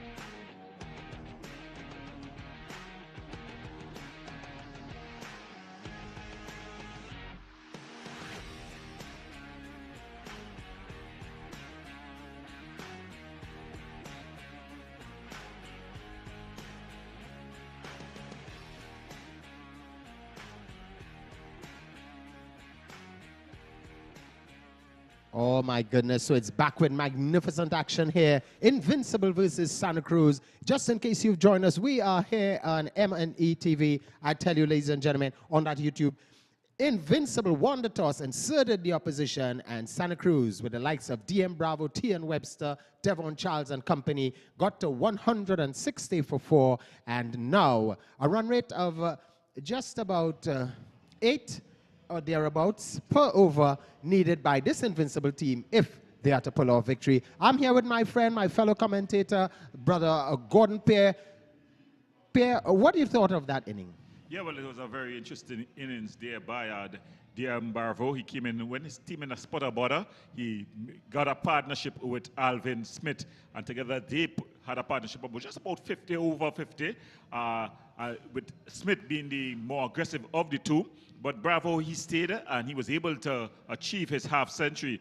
And there we see some of his highlights as he really, at the end, though, finishing with a flurry and getting his team up to 160. I think it's a pass score when we had the toss. At the toss, it seemed that this pitch would just be, it always was the same pitch that we played on yesterday. Because it was exposed to the elements today, I think it was a bit too paced. It was not as true as it was yesterday, where we saw over 400 runs scored between the two teams. So it's going to be the Invincible team. They're going to set their reply, and that is going to be very, very interesting. We have the two opening batters out in the middle there for the Invincible team. And opening the batting is the number 45, Shamid Ali, and he's going to be partnered by Singh. So Shamid Ali and Singh is going to open the batting. And incidentally, DM Bravo is opening the bowling from the northern end. Well, we've seen him do this all season long for the Trinidad and Tobago Red Force, where he's able to bowl his seam-up deliveries. He's getting the ball a swing quite a bit, and it's going to be interesting to see how he goes here with this pitch, just offering the medium-pace bowlers as well as the spinners a little assistance off the track. So it's going to be interesting to see as DM Bravo, Darren Michael Bravo, opens the bowling for Santa Cruz Sports Association. And there he starts, lovely bit of swing. Yeah, Late swing, actually. This is very good. I tell you what, Mr. Pierre, you are spot on, as accurate could be. You ever met Einstein? Yeah. No, definitely. Yeah, whole season he's been swinging the ball very big. Look at it here. Look how big, even when it passed the wicket, it really swung back. This is good to see from him again. The swing is on offer. And I tell you what, that's the man, Ali. He is going to have to play a bit more focused. And this time he could have taken an edge. Yeah, definitely. Good carry too as well to the keeper. He's standing a long way back. So Bravo showing his all-round ability. We've seen the all-rounders, especially in the T20 game, coming to the fore. Carl Myers showing his all-round ability. Reverend Powell. Yes, indeed. As those guys are plying their trade out there in the IPL. As this one, on the leg side, umpire Cassie this time. Just extending the arm. So the account has been open. Remember, it's the power play of this Invincible team. And they have opened their account with a wide. They're going to be quite happy as this one. And look at that swing. It started just on about the off and continue going down that leg side. Yeah. This time coming back. This is good. And the non-striker is just having a discussion, telling Singh is like, have a look at it. Watch it long, all the way onto the bat. Don't just swing. Yeah, you got to apply yourself. It's a kind of wicket that if you apply yourself and you get yourself in, you can't score runs. There are runs on offer, but you must apply yourself. You must get yourself in. Oh, and this time he struck on the pad. The peel goes up. But Cassie, very comfortable, very cool, calm, and collective camp. He's saying, not out. Yeah, I think that ball just would have been doing a bit much, would have been going on leg. Yeah, you see it there. Yeah, it started on off stump, but you could see where the keeper was. He's way down the leg side. So if he's lying up there, it wasn't going to hit the wicket. Yes, indeed. So, Very good opening spell here from Bravo, opening over. Nothing off the bat yet. Yeah, off the bat. Well, it's good to see Bravo. He's known for his batting prowess, but now he's showing another side to his game. Bowling, and this one, that man is going to stop it there. That's Smitty out there at cover. This is excellent. We're seeing here from young DM Bravo. Well, you're calling him young, not so young again. Yeah, in cricketing terms. Yeah, of course, young is a relative term. Yes, indeed. A young man in life, in cricketing terms, more of a veteran now. Yes, he's heading over that 35 plus pretty soon. This one outside line of the off stump, having a go, playing and missing, looking at the umpire, but the umpire says that's the end of the first over, just the wide. Excellent start by the Santa Cruz outfit. Yeah, it's an excellent opening bowl here by Bravo. He's the captain of the team, and he's definitely showing his quality here. His first over, not conceding any runs off the bat. So it'll be interesting to see who's going to take up the bowling attack from the northern end, the southern end, sorry. Seems as if it's going to be that man, Soldier. Charles. Yeah, it's going to be Devon Charles. the man nicknamed the Soldier. Yes. And you can guess his occupation. Another all-rounder. Exciting cricketer. So with the bat early on, he was only able to amass 14 cameo inning. But now he's here with the ball from the southern end. Just adjusting his mark. Field placing, and this is the opening. There's a man out there at the third man on the third man boundary, and a man at the deep square leg for the right-handed alley. So you're going to expect it to be a bit short and quick, if quick is a relative term as well. Fielders out behind the batters. Struck him in front. This is going to be a loud appeal. Umpire Narayan unmoved. Well, I wonder if he's going to go up for the review. Well, we can have our review. It will have no impact on the game, though. He was looking at the umpire. We see the replay. He's coming up. Let's see where that ball pitched. It could be going down. The umpire's call. I think had we had the review and ball tracking, it would be hitting in line.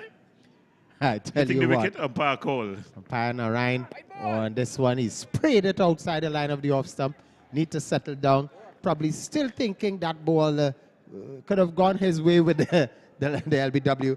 But Charles just need to settle things down. Yeah. That was a very wide delivery. So let's look at him here now. Just losing his run. Yes, umpire Narayan is just saying it's a dead ball. So it's just 2 runs.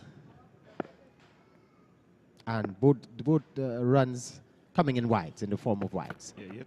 White ball! Here he goes once more. The wide, umpire Avinash Narayan, not afraid to extend the arm. So 2 wides, 2 extras in the over thus far.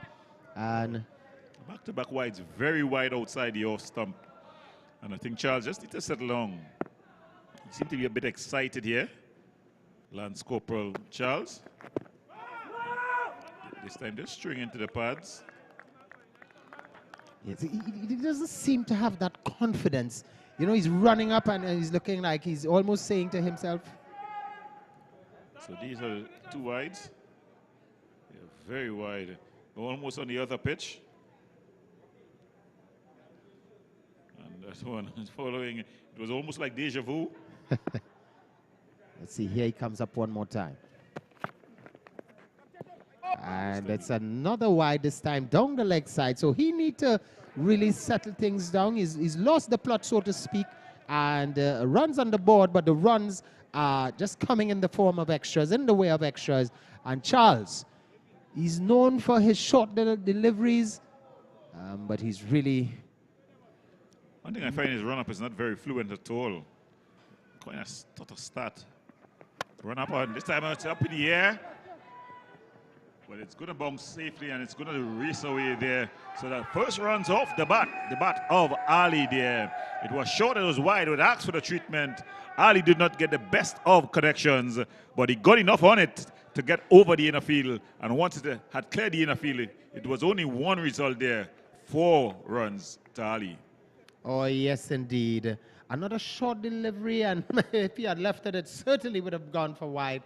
But the long reach of Ali connecting and getting the 4. This time, much better line delivery, only able to get it at that man at long on. Comes through easily for that single. And the score now 9-9 without loss. We into the second over.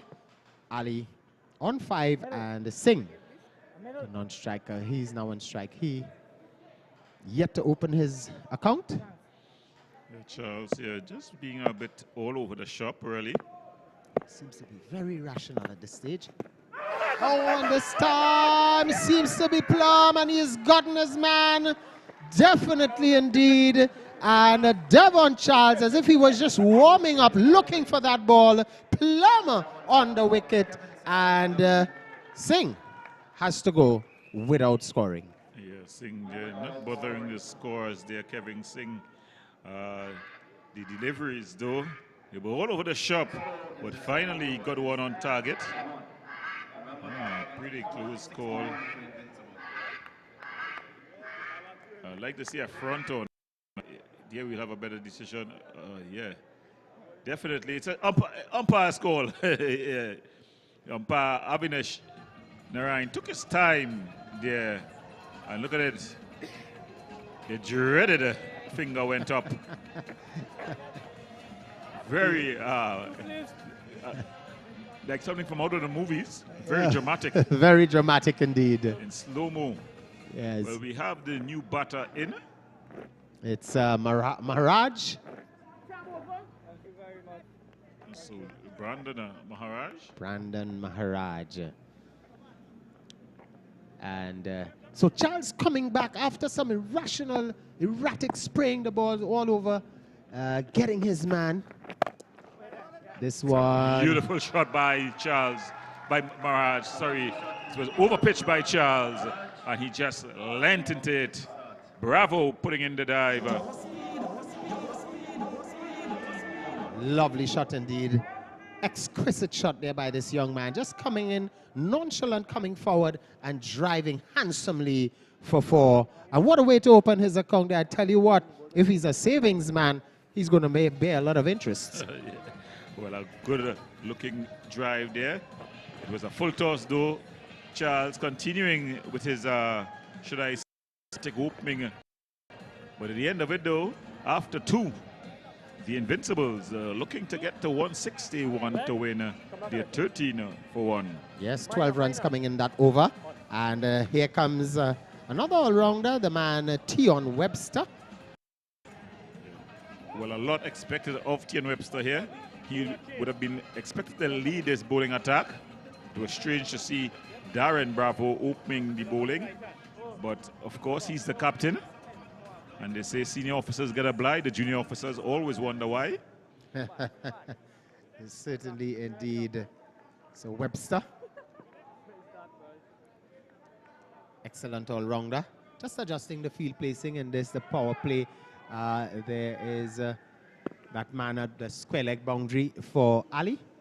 And Webster from the northern end, over the wicket. Short delivery, just hammered to Bravo, the captain, just at cover. A good confident shot there by Shamid Ali there.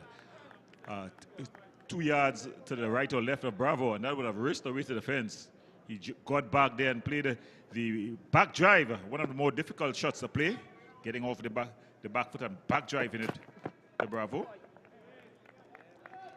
And this instant, he's just playing it back up along the pitch, and Webster is backing up his own bowling. This is not bad at all. We're seeing Invincible. They were good in the outfield.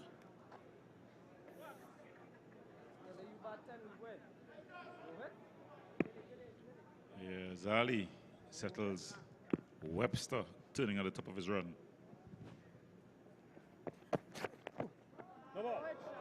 Whoa. What was that? Where did that come from? It's a no That's ball. a no ball. Not a free hit, though. A wide. So, a wide and no ball, that's strange. Didn't he say no ball? I think it's, no, it's a wide, really. Yeah, not a no ball, it's a wide. Okay, it's a wide. Square leg umpires called on that occasion. Yeah. This one is up in the air. Shouts of catch him, but falling safely to that man, Huggins. Ronaldo Huggins. That's Huggins or Smith? I think that's Smith. Yeah, that's Smith.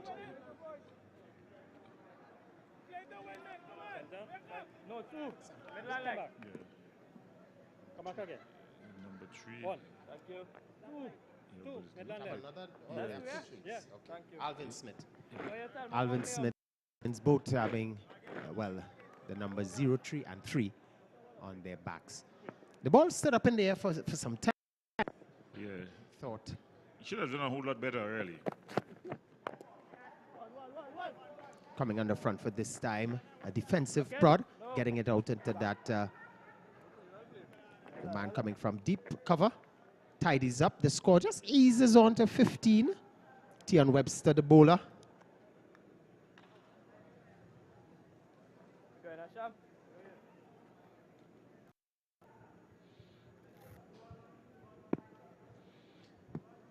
So it's Webster here.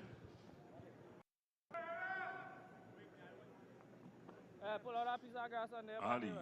Shamid Ali has looked quite good.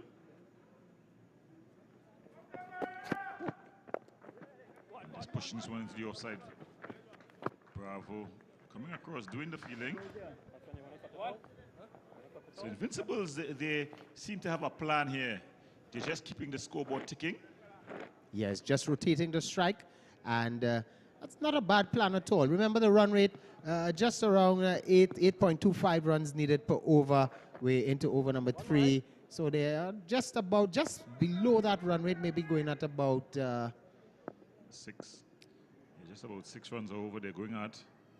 And exactly 8 runs needed over the required run at the start. 160 divided by 20. So with that dot delivery brings the over to a close. We go down to Peter in the stands. 17 for 1 after 3 overs. The target is 161.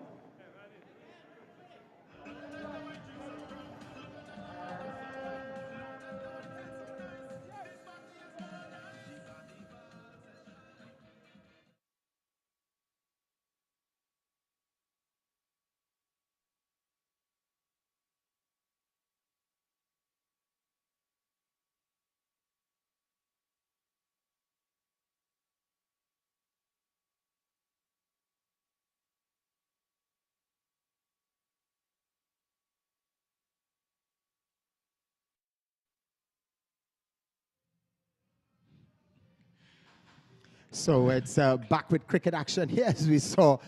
Just having a discussion with that lady from Santa Cruz, lovely lady indeed, saying that Santa Cruz, champion of champions. So the score 17 for the loss of 1 at the start of over number 4.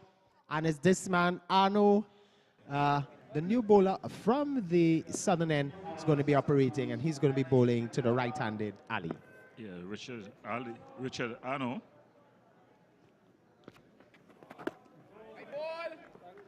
Signal wide there by the umpire. He's looking as if he's amazed. Well, it's a new bowler from the southern end, but the wides continues. Yeah, definitely.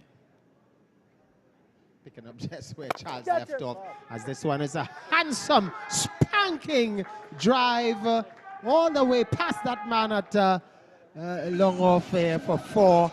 Lovely shot. Ali in a no-nonsense mood. Ali's definitely showing signs of life here. He's showing that he's a good quality batter. That ball they just pitched up, speared it really. I think Arno is trying to bowl a bit too fast. If you look at this one, just pitched it up. It was in the slot, and it was beautifully driven there by Samid. Ali, and down to the boundary for 4. Yes, indeed. He moves on to 11 now, and Arno just adjusting his run-up. Need to get back on that confidence level. 22 now for the loss of 1 at the start of this, the 4th over. Full toss there. Lucky. Just a single. And yes, indeed. So just coming up with a much better delivery. Full toss. A bit slow. Just taken low on the bat. And Ali moves on to 12. No, he should watch his action. That's a very slingy action for a spinner. This one driven again down to long on. It's protection down there, seems as that's Webster. Yes, indeed. Good work there by the trainer to be. Yes, Tion Webster. Oh, they're probably getting ready for some action later down in the CPL. Yeah, well, before the CPL, he has to play in the Dream 11 as well as the National T20 Festival. Yes, yes, yes. That's going to be coming up not long after this tournament, as this one is hammered again. So Arno being mistreated here in this the 4th over, and he need to rethink his plan, because not bowling to the field placing, he's just tossing up those deliveries, as we can see here around the wicket. This one outside the line of the off stump, just over that man head there, going all the way over long off for 4, and the captain just having a look as if to say, not there, my son, not there. Well, it's Arno. He's a bit of a win ball legend with bowling his off breaks. Kadir is questioning his legend ranking, and that's into the fence for 4. So I would have thought there, Gordon, that they would have changed the field, realizing that he's not getting it right around the wicket, just coming up with those outside the line of the off stump. Maybe push that man back out at long off and bring in the long on field. But he's been really mistreated out there. Well, for a spinner, you know you want to have your long on and long off out. So a very expensive over comes to the end here by Richard Arno. Well, they are way ahead, because at this stage of the Santa Cruz innings, if my memory serves me well, they were just around 7 or 8 runs. Yeah, they had a very sedate start. So Invincible's here in front of the run rate, or should I not say, in fact, in front of the run rate as well. Yes, yes. But besides that, they're also in front of where the Santa Cruz outfit yes. was at a corresponding period. It's going to be Webster to continue here. They'll be looking for him to get a wicket here, because this partnership is looking ominous. That man, S. Ali, to the thrones of Marshall Montano, the happiest man alive. He seems to be the happiest batter alive. Well, they are going at a run rate of just over 8.25 runs per over, which is, I'm sure, very good going by the Invincible camp. They're going to be quite happy, but Santa Cruz, they're in a spot of bother. They need to pull things back. Will Webster have the chance to do so? Let's wait and see as he comes up from the northern end over the wicket. And he's bowling to Ali. And this one has gone all the way behind square. What a lovely shot, just coming in. And as you said, he certainly is the happiest man alive, because he now races on to 25. And Tion Webster, Yes. wrong line to the right-hander. Sumida Ali showing that he's no more with the bat, that he's definitely a quality player. As we saw there, Arno chasing. It really was a great foot race. So Webster now, as they put a man out behind square, the fielder's outside the circle. It's a man at backward square and out at the deep cover sweeper. Good piece of fielding there That one was racing off the bat there by Kieran Donald. Just had it beaten him. Well stopped. So Ali playing a no fear sort of innings.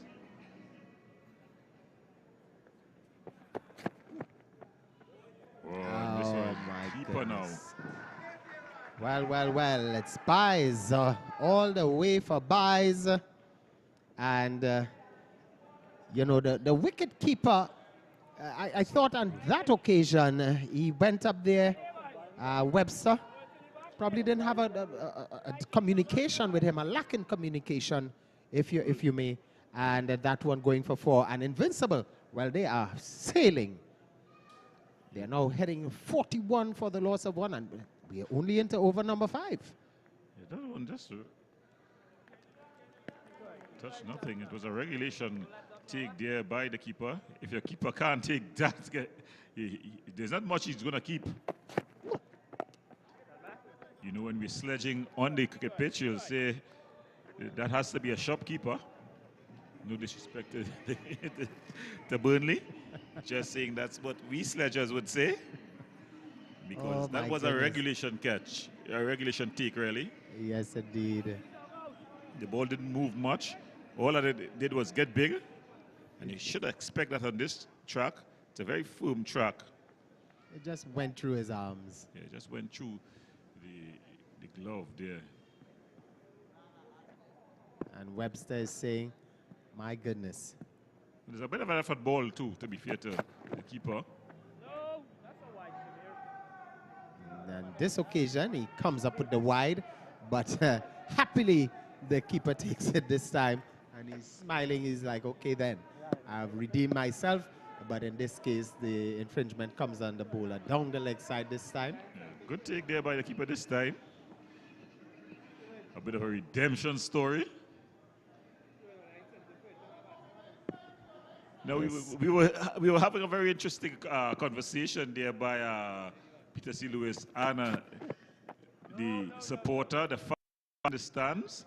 And she was talking about the beauty of the area called Santa Cruz and all the good things that come from Santa Cruz. And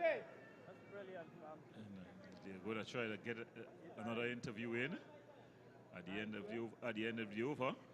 T.N. Webster, though, will be hoping that he's going to get a wicket before the end of the over. He want to finish off strong here. His body language doesn't look too positive. That's a good-looking shot. It was a bit short. And Ali with the big offer. Ball going straight to the fielder in the inner circle there. That was stripe. So it's another interview with Peter C. Lewis. 8.4 runs per ball. They require 119 runs of 19 deliveries. 42 for 1 after 5 overs. No. I support in Santa Cruz. Since when? Well, no. You sure about that? I'm real sure. And I want you to come up with like a chant for your team or a song for your team. All right. Ready? Yeah, let me go. You think we easy to deal with? You think you easy to deal with? When my team talk, that team gonna feel it. When they see we come out here, we come out to the stage and we come out here to win. The other side of the one sit down by the dustbin. Whoa! All right, with that one, we're going back upstairs to go and play there. Boy. Wait, this is, hey, she bad out here, boy. Wow. I love it though, I must say, I love it. She made up those lyrics on the spot. Roll, or do you think she had that one in the memory bank? Well, I tell you what, this things come from Santa Cruz, and I know that young lady, wonderful indeed, on the spot chanting. I wonder if she has any relation to do with Bungie and Fayan, but excellent indeed, is back with cricket action. Well, a new bowler from the southern end, Donovan, is the new man, a medium pacer who's going to operate here now. A dot delivery to start with. Brandon Mirage gets some strike. Shamir Ali really took a liking to the bowlers previously. He's up to 25. As you see there, a bit of movement just bordering that wide delivery. And there, no call from umpire Narayan. It's just on about that off stump, that wide line. Yeah, strip again. This one is cut away beautifully, but there is protection back there. So it's just going to be a single. Brings the dangerous Shimirali back on strike. And dangerous indeed. Ali has shown his cricketing exploits, his batting capability, striking some handsome blows, dispatching Charles and company. Some lusty fours thus far.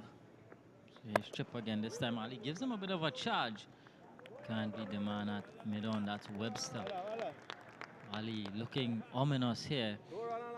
And I think he just, at this stage, final over of the power, just looking to cash in on these remaining 3 deliveries. But he really should be looking to bat deep for the Invincibles. This one is drilled to long off. And Sween does the fielding. Good over so far from Donovan Strip, the big guy. Just 2 runs coming in it so far. Yes, this is very good disciplined bowling. And I'm sure his fellow compatriots going to be looking at that. You know, Charles and company, Arno bowling some wide, some highs, but he's bowling nice, good line and length. Good discipline here. Very confident, this young man. Strip. One, the umpire.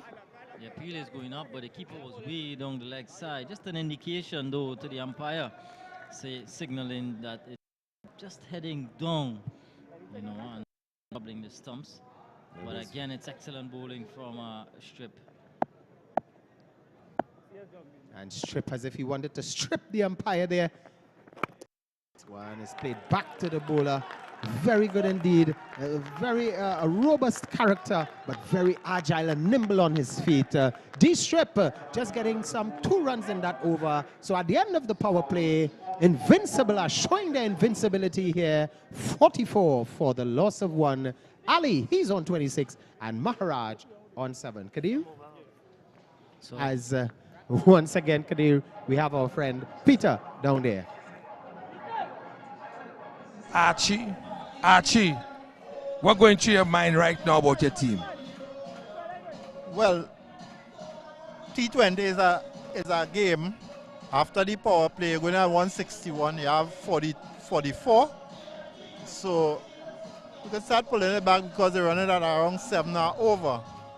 So it means that the required run rate will continue to go up, because when they started, the required run rate was about 8. And the fact that a partnership has developed since he lost at the first wicket, we could pull it back. I'm not too worried. All right then. Well, there you heard it from Archie. Back to you guys upstairs. So you heard it from Archie, and it's back to live action here this time.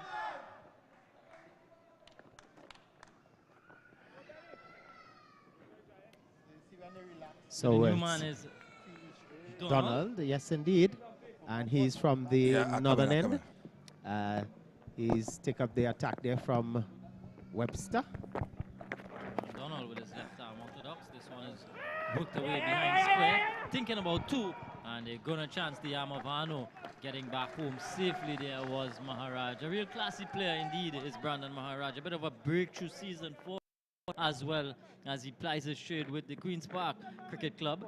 And he's in and around the first team, which is with the likes of Tion Webster and Darren Bravo. Yes, indeed. Sunil Narayan when he's in. Amir Django and the likes. So he is here. He is a good player. He's 9. Ali is with him. He's 7. Together they formed a nice partnership so far. Ali being the aggressor though. So 47 in this over number 7. As this one, he just plays down to that man at that's the man Smith. Down there at long on, takes the score now to, he's on to 48. Donald not afraid to give the ball some air. Has the protection at long on, long off, deep mid wicket, deep backward square, and a sweep on the offside. Those are the 5 fielders outside of the 30-yard circle. This one, Ali's down the track. He's hitting it in the gap. And no way the man from long on can catch up with it. And it's gone away for another boundary. Ali continues to play well. He's going up to 31 now. And he is really playing a good hand here for his team. Oh, yes, indeed. That ball short, and he's just coming down, realizing the space between that man at long on and mid-wicket, piercing that field. And Smith out there just decided, you know what, I'm going to run to retrieve the score now. The 50 is up in this over, and this time he's down the track again. It's going to fall short of Smith. They're going to get a single, though. Donald need to probably flight those deliveries a bit more. They're just dropping flat on the pitch, and the batsmen comfortably just, you know, coming down and giving the attack, showing their confidence as this one, again, easy single to that man, Maharaj. He moves on now to 11. Ali, his partner on 32, the score 54 now at the end of 7 overs. So they're going at that runs just around 6. I would make it just around 7, 7.5 thereabouts. 107 runs of 17 balls. 54 for 1. Not bad going. They're spot on with the run rate, and with wickets in hand, you know, they're quite comfortable. So Invincible team rotating the strike and realizing that doesn't seem the bowling not really troubling them as much. 160 on the board, 161 to get. They're going home quite nicely. Strip, he's back from the southern end. So I'm just getting 2 in his previous over. And let's see what's Ali and Maharaj, what they will have to say. Yeah, Donovan Strip again.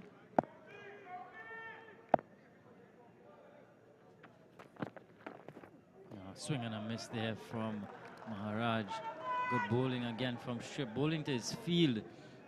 There is a well-balanced field. The offside field is a short third man, a backward point, a point on the boundary. Cover, long on, long off. Mid-wicket inside the circle. Deep backward square and a fine leg. Oh, and Strip again is right through Maharaj.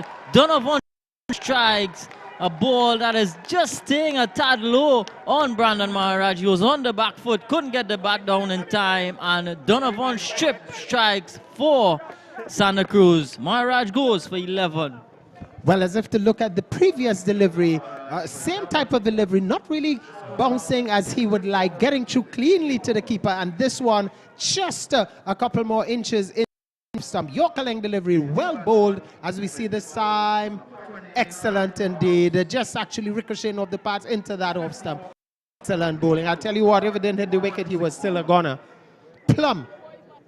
Yeah, staying down a tad there on Maharaj. It was a back of a length delivery. Expected it to get up a bit more. And it was good from Strip because it was lined on the stumps, which was the good thing. So he reaped the rewards there, the big guy. And he continues to bowl well. And he's smiling, Mr. Strip there, as if to say, well, I've stripped you of your middle and off stump. You got to go back to the dugout. Excellent indeed. So the new batsman, it's one of the guest players. It's Franklin Rouse. And I tell you what, he's going to rouse things up here for the Invincible team. Wicket number 2 goes 54 for the loss of 2. Yeah, Rouse, the new man, in at number 4 for the Invincibles. A lot is going to depend on him being one of the guest players on show. Here, one of the guest players came and went. That's Maharaj. The other one, Rouse. Gonna have a task on his hands here with Donovan Strip, who is wicket to wicket. He is not the quickest of bowlers, but he seems to know what he's about. And living on that wicket to wicket line. Here he is again, Strip. This one is outside the off stump. Rouse is going to get off the mark. Well, Rouse has given him the charge, as if to say, you know what, I'm a guest player, and, you know, I have full confidence, and easily getting off the mark there. The score now eases on to 55, but Strip He's doing a wonderful job. Big man. Oh, this is good bowling, good cricket, good all-round cricket. Just pushing that one out there, rotating the strike. Ali moves on to 33. Yeah, Ali continues 56. to bat well. He's been there from the start. He's up to 32 now, is Shamir Ali. In fact, it's 33. 33. Quick single taken here.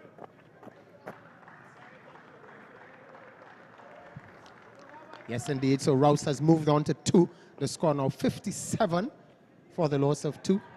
We're into over number 8. I think it's the final delivery of over number 8. Ali, he's on 33. This one is just hammered at that man out there at long on. The score now 58. So brings the over to a close. So at the end of over number 8, Invincible, 58 for the loss of 2. As once more we hear from our roaming guy in the stands, the man, Peter. Over to you, buddy. Here with a famous individual there, and rumor has it that this guy taught the world's greatest cricketer how to play cricket. And I don't believe that is true. There's another brother called Winston who played in the West Hall Leagues, and that was the guy who really started the whole cricket scene in the family. No, well, ladies and gentlemen, this is Brian's brother, right? Brian Lara brother. Yeah. Tell the people now. Yeah, so I'm Lyndon Lara, a former councillor in the Santa Cruz area. And as you know, the family is really all about sports. But we want to big up the elders in the family who really started the tradition. And Winston, Robert, those were the early ones, so we want to give them that pips to have played a role in Brian being so great that he is. All right, well, now that your team here is, Santa Cruz, what advice you want to give your players and them right now? No, they made 160 runs, so they just have to keep the bowling tight. I mean, once you take our wickets along the way, it will work very well for us. So it's just to keep the bowling tight. They'll have to go for the runs and wickets may fall. Well said. Back to you guys upstairs. So you heard it from Lyndon Lara, the brother of the great West Indies player Brian Charles Lara. Of course, one of those legends from Santa Cruz. We're back with live action. It's Kieran Donald who's continuing from this northern end with his left arm orthodox. 59 for 2 it is. Into over number 9. This time it's a good delivery. Rose cannot get a run. Good work in the outfield there. Those fielders are lurking inside the circle, looking to prevent anything. Scrapping for anything there. Fielders inside the circle. Yes, indeed. As this one, what a stop there. Big guy, man. Donovan Strip. Definitely saved 4. He's up at short fine. It was hit him. Had to move to his left, put out a big dive, and he did well. Was Donovan Strip. Just a single in the end. Yeah, with that single, Rouse moves on to 4. I make it the score now 60. 60 for the loss of 2.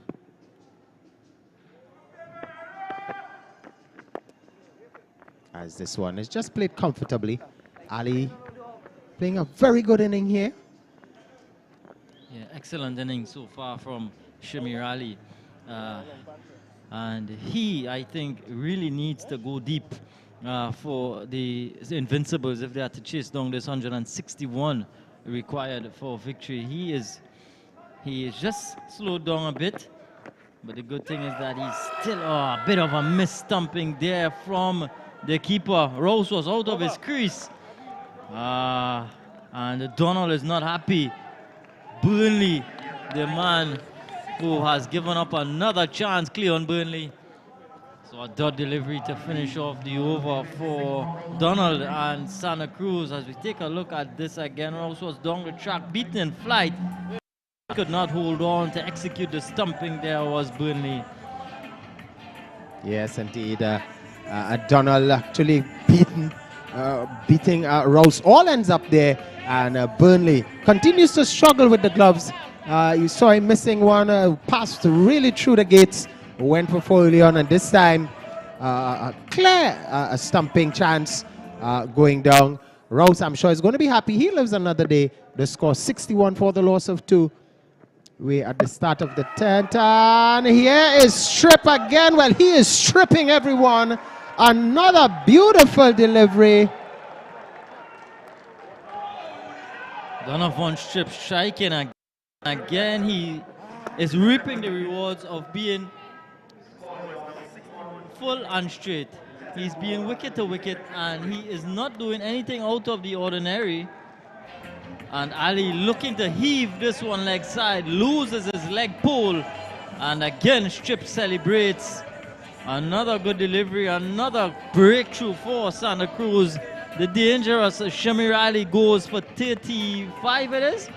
Well, you know, Rouse, 36, he went for 36. Rouse having a look at that, and that was a poor stroke. Maybe a rush of blood getting into his head there. And it's the halftime.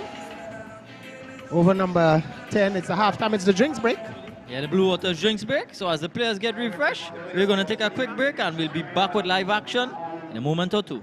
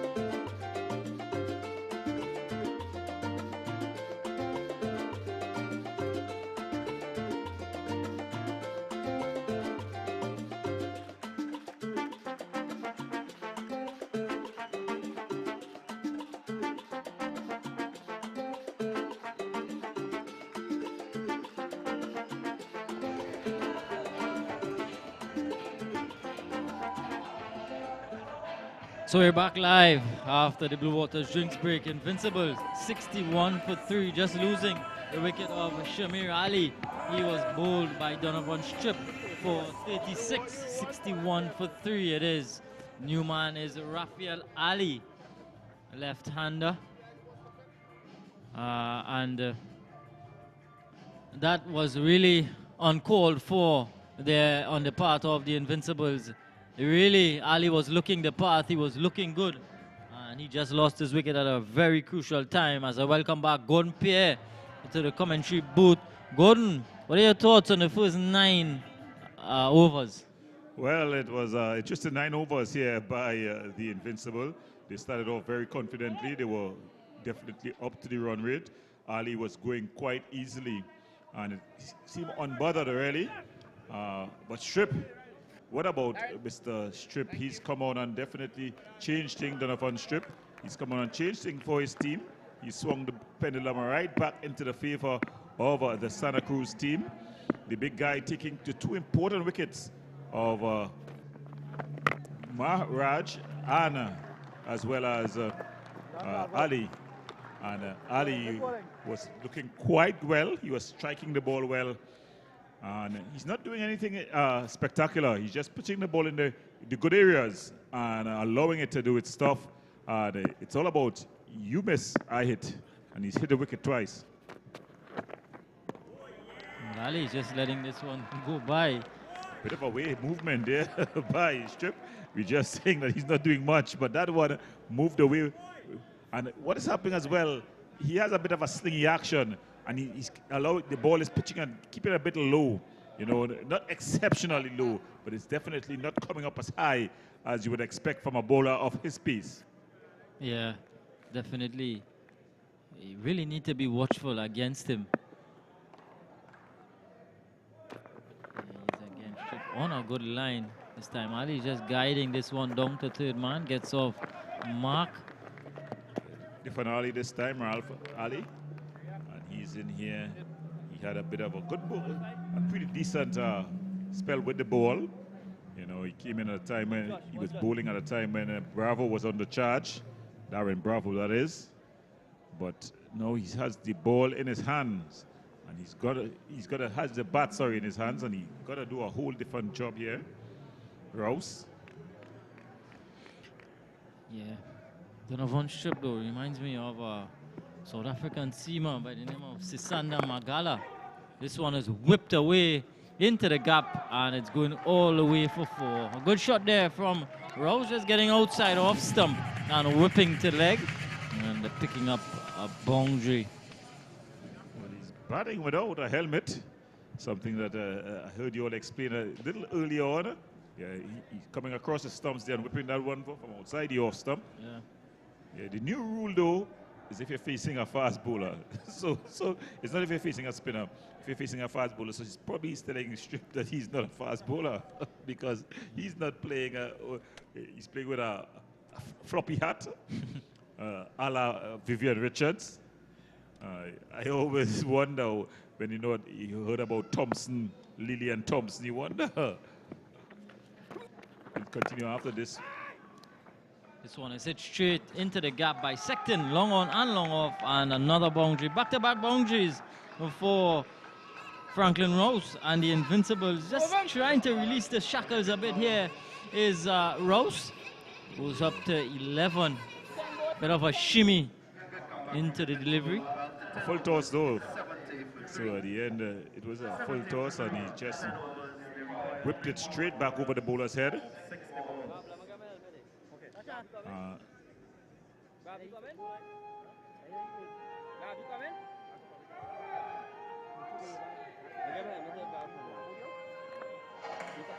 Well, Peters with the legend, Adrian Dunmore, in the crowd.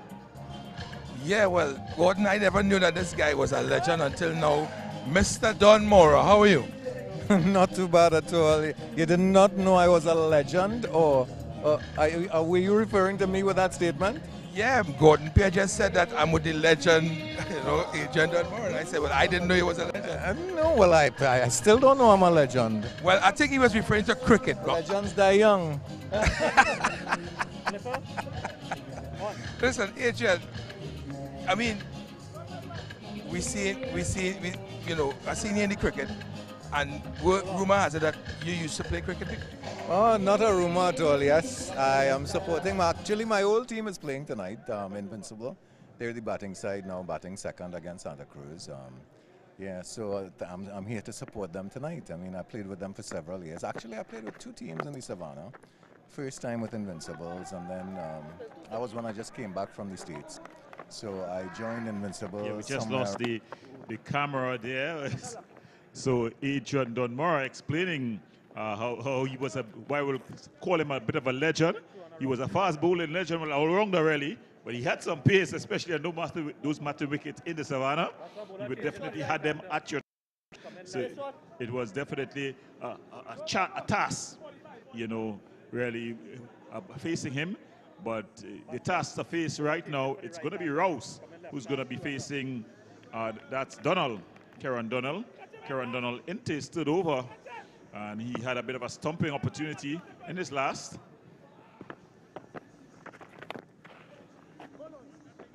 And they're again beating the batter there. So he's definitely doing something there. Did he win some of those battles against you, Gordon? Yes, I remember distinctly he getting me out once. I was on the go. I made, I think, 40 plus. He bowled me a short ball that rushed me. It came off the shoulder of the bat. And I was caught at a shortish middle wicket region. Yes, we see Rouse there, not rushed, just playing that ball out into the covers and getting a single as Invincible continue to 71 for 3 in 10.2 overs. So they're looking comfortable at this stage. Yeah, so he was definitely pretty quick off those matins. Another man, Francis, you know, he was the communication officer for he used to play for this very same team, Invincible. He was the communication, Francis Joseph, the communication officer for the TTPS under former commissioner Gary Griffith. Yeah, and he used to bowl some, they call it off break. That's a beautiful looking shot there. It really was. He just used to spear the ball into the wicket. And if it got struck in the pad in the savannah, yeah, you were gonna. Francis used to get wickets upon wickets. It was unbelievable. You know, again, both of those two players, they played for the Invincible team, a team with its roots in the savannah. Located just there by, I think that's what you call the Shamrock Corner, yeah. The old Shamrock Corner, right by QRC there. Yeah, that pitch there. So we had a couple of battles. One season that I really came back and play for Paragon. And that's a good looking shot there by Ali. We won everything. I always keep on reminding the person that season I came back in 2005. Check the record books. So that's the end of the 11th over. At the end of the 11th over, Invincible, they're 74 for 3. Of course, they're looking to get to 161 to win here. And you're seeing Bravo with the ball. When do you think Bravo should come back? Remember, he has 3 more deliveries to bowl. 3 more overs, sorry. 3 more overs to bowl. At this stage, it's going well. Donovan Strip is not done bad up to this point. It's going to be a bowling change. It's not going to be Darren Bravo, though. It looks to be Charles, I think. Looks to be Charles coming back. No, in fact, it's Wong. Joshua Wong is the new bowler. Medium pacer. I saw Wong bowling in the 40 over game early in the season, and he's a bowler who can cause some discomfort. It's going to be interesting to see how he goes. Well, at this stage, Invincible require another 87 from the remaining 54 deliveries. This one is up in the air. Bravo is settling, and an easy catch completed. Rouse. This was not smart cricket on his part. He looked to just get after Wong. He didn't have a look at all. Immediately was down the track. Just skied this one to cover region, and Bravo took a relatively easy catch. So the 4th wicket down. Rouse goes for 13. Invincible 74 for 4. Yeah, not intelligent batting there at all by Rouse. We now had a Wong coming on, and he didn't take the chance to look at him. I was just saying that early in the season, I saw Wong, and he's definitely a good competitor, and he gets the breakthrough here. So it's a telling breakthrough here, and it is one of the guest players. A full toss. Yeah, it's a full toss, but a bit of premeditated shot there. He was already looking to get after him. Now you need 87 from just about 54 balls before that delivery. Yeah. Why would you play such a shot, you know? Well, a lot was dependent on Franklin Rouse, and he just did not take that into the equation at all. Immediately looking to get after Wong, and it just did not pay off. I just could not understand why he would play such a shot in this situation. But joy for Santa Cruz. They've gotten their 4th wicket. Miguel Mahabir, the captain, comes to the crease. Yeah, I was just about to say double M, not Marshall Montano, but Miguel Mahabir, who's coming to the crease. And he takes his guard from umpire Narayan. So it's 87 required from 53 deliveries. Joshua Wong immediately into the attack and amongst the wickets. Mahabir, though he is a bit of a dasher, likes to get after the bowling. Situation just requires a bit of smarts here. Oh, and Wong goes past the edge. Good delivery. So Wong immediately on target here. He's already causing a lot of trouble. So skipper Darren Bravo, getting it right here. We were wondering what changes he would have made. If he would have brought back himself. There's a full toss, a no ball. This one is up in the air. Sween has made a bit of a mess with it, but just a single. Though it's gonna be a free hit. There's a signal from the umpire, Mr. Narayan, and there's a signal, free hit.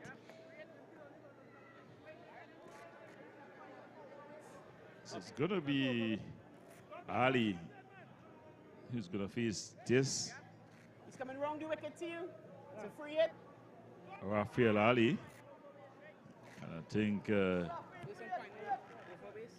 this could just be the delivery that gets him on his way.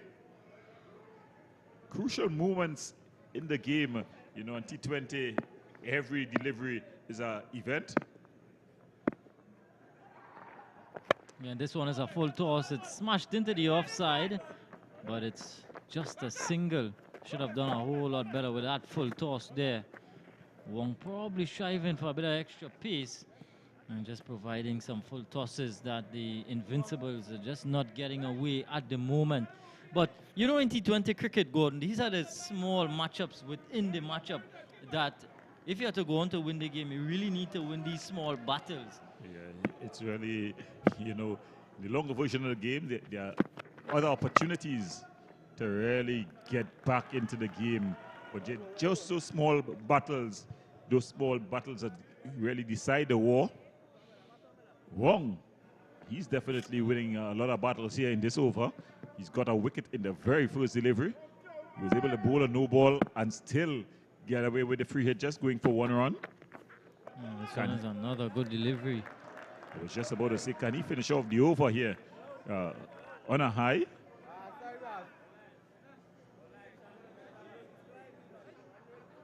Yeah.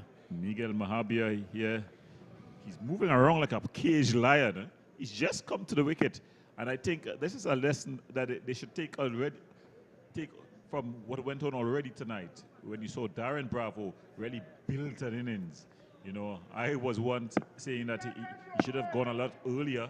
He didn't go a lot earlier, but he was able to get his team to 160. Some good fielding there by that's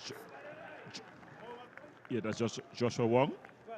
77 for 4 after 12 overs. Invincible. Well, we have Peter C. Lewis. He's in the stands. Let's see who he has. You need to put their foot on the gas. Yeah. So we have Mr. Ali. Mr. Ali, how's your side doing so far? Well, pretty good. We're enjoying our cricket. So things, you would say things looking good right now? Yeah, we're having a good season. We have won the league. We run third in the 40 overs. And here we are in the 2020. All right. So where's the team really from? For those of us looking at home, could tell us where's the team really from? Well, mostly Cocoreed. Yeah. All right, Mr. Ali, so you know how much runs you have to make right now and what advice you'll give the team right now? Well, we have to put down our head and see how many we could get. As we see, our guy just dropped a catch right there, so the team seems to live another day, so we go upstairs back to the commentary team. Yeah. That was, guess who? Tion Webster putting down that catch. And Donald, he's not having any joy here tonight. That was a fielder of the class and experience of Tion Webster. You expect him to gobble that one up. Look at it again. It was Ali. This is the son of the man who was now interviewed there. And hint, hint, hint. And there's another opportunity. And this time it's take on. Yeah. Raymond this time holding on. So when you look at this, again, Gordon, it's not smart batting. It's the battle that they keep losing, the Invincibles. You've just been dropped. The previous delivery, you got 4. And this ball, you go up into the air again. And Raymond, credit to him, is coming in from the mid-wicket boundary, and he took a good catch. There we look. Take a look at it again. This one, looking to pull it away. Didn't get the proper connection. Raymond came in and he judged it to perfection, held on in the end, and more joy for Santa Cruz as they strike again. The 5th wicket down, 81 for 5. Yeah, so Ali goes looking to come to the wicket though. It's Ramesh.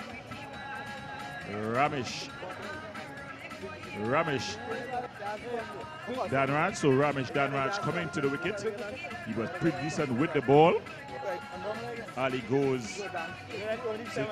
A bit of a curse by Peter C. Lewis. Peter C. Lewis talking to his father there. His father, the manager, more like the owner. And you would guess that's the father-in-law of Kyron Pollard. His daughter is married to the former West Indies captain. And I could call him a legend without being criticized with calling everyone legend. Yes. Kyron Pollard, of course, he's going to be leading the Trinidad and Tobago Night Riders into battle in the CPL. Yeah, well, so it's a battle here. And at the moment, Santa Cruz are winning it. But you go back to that innings from Darren Bravo, and he read the conditions extremely well. He got acclimatized, and he knew the wicket wasn't coming on to the bat. The ball wasn't coming on to the bat as he would have liked. So the experience of the man really just buckled down and stayed there till the end. And it looks to be a very good score here. That 160 now. The Invincibles really tottering, 82 for 5. Yeah, definitely they're under pressure here, but quickly off the mark is Danraj. Danraj able to get off the mark. And Miguel Mahabir, taking his guard to Donald. Donald finally getting some joy. He had a drop chance. He also had a bit of a stumping chance. The stumping chance was almost a run out. The batter was so far down the crease. The keeper Burnley unable to gather in that one, but it's Donald here. 79 required, 45. This one is up in the air. Wong is under it, and Wong swallows that one. Mahabir goes. Donald strikes again. Second one in the over. Mahabir looking to launch Donald into the stands. Holds out on the deep mid-wicket boundary, and another one goes 82 for 6. So joy for Donald here. Look at him. He's laughing now at how quickly a T20 game can change. Just an over ago, he was in a couple balls ago, one going to Hannah, but then he got a catch taken. And here Wong judging it well, the reverse cup, and taking it at the boundary. And Donald has to, the Invincible team now, to climb.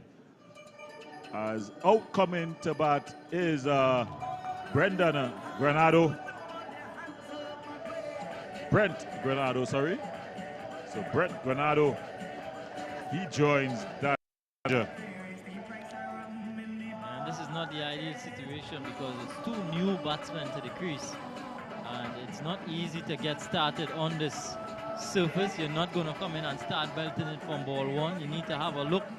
And the situation, it requires 79 from 44 deliveries, which means that you need to start going. You need to start getting those balls away, and it's not easy out here. Coming left hand, 2 and round, 2 again.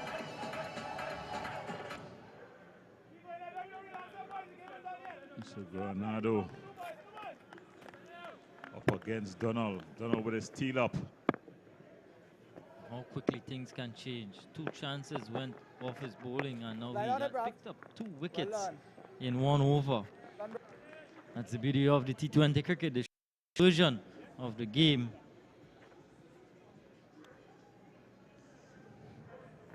So it's going to be Donald. Let's see how he's going to finish off here.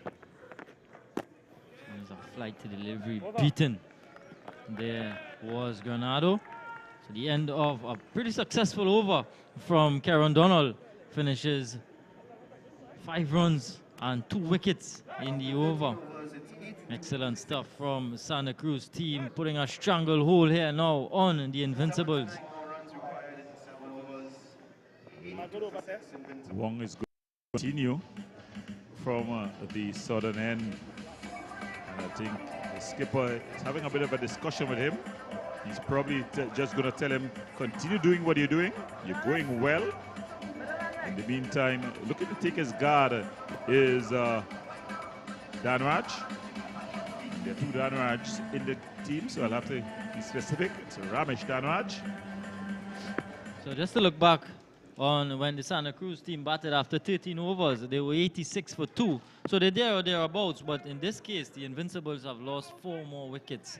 Yeah, and at that time, they had the 2 set batters. There was Smith and Bravo was together. Yeah. Of course, Bravo carrying his bat throughout the innings, finishing on an excellent 60-plus not out. 66. Yeah, 66 not out from Darren Bravo. A captain's knock if ever there was one. Yeah, really led from the front was Bravo. Here's Wong again. Beaten again there was Danraj with an offer. Couldn't make contact. Joshua Wong too into the attack and he's bowling well. He's definitely he's got no wicket, you know, in his very first delivery. And he's also dried up the runs as well. So he's applied pressure. Such good looking drive though. The call is 2. Walk up.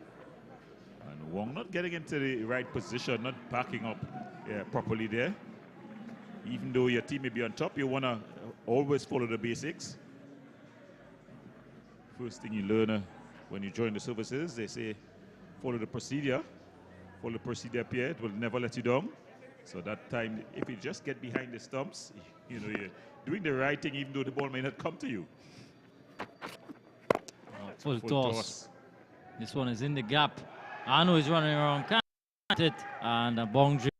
A welcome boundary for Invincibles. So it's a boundary, after that a no ball and a free hit. There's a signal from the umpire. So that's twice Wong has a bowler, no ball over the waist. Well, I'm not sure if it's due because I'm not seeing any of the players with those rags drying the ball, so I'm not sure if it just lost it in his grip. Doesn't seem to be much due on offer this evening. Yesterday the big rags were out. They were all over the field. It doesn't look to have that same problem. You know, the rule with a free hit is that you can't change the field. Yeah. Also, Wong has been taken off the bowling for his second ball. It's a rule that you bowl 2 over the waist, you have to come off the ball, and it's not the way Joshua Wong would have liked it, but that's the rules. That's how we play. So Wong, he got a wicket, but he's off the ball now. Yeah. Bravo just having some discussions there with... He's trying to negotiate it. No, it's dangerous balls. That's the other the clause that is put in there, and I think they may just call in the match referee. It's not only for 2 no balls over the waist; it's for 2 dangerous balls. Yeah. Yeah. So you would have to deem those 2 deliveries dangerous. Yeah. And you saw both of them got into treatment. One went for 2 runs, and the other so. Yeah, and there is Wong, just maybe having an issue with his hands, as per the reason why those deliveries were that high. Still negotiating there is skipper Bravo. Both umpires just listening to the concerns. In the meanwhile, Invincible 89 for 6. Wong there with the physio.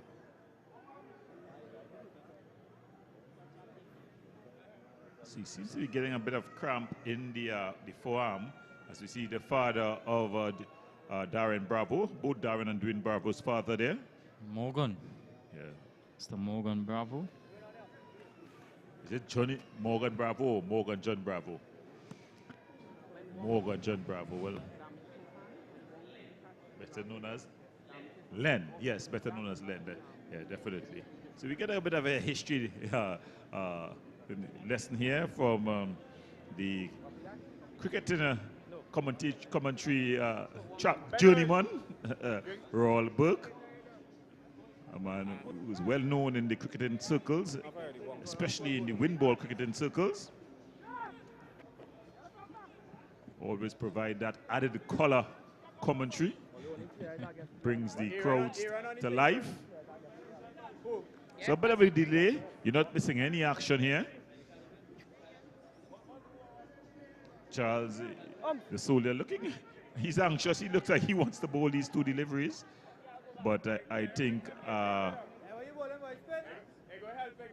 they may just be, the substitute fielder may just be coming on.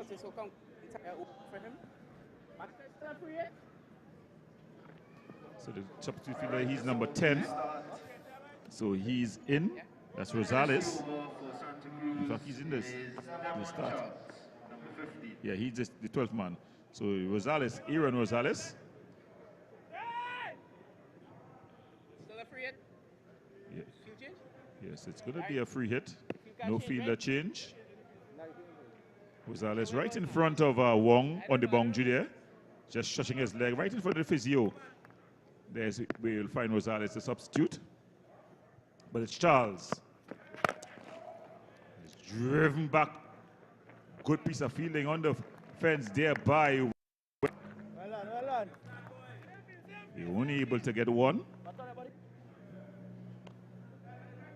As Bernardo takes his guard.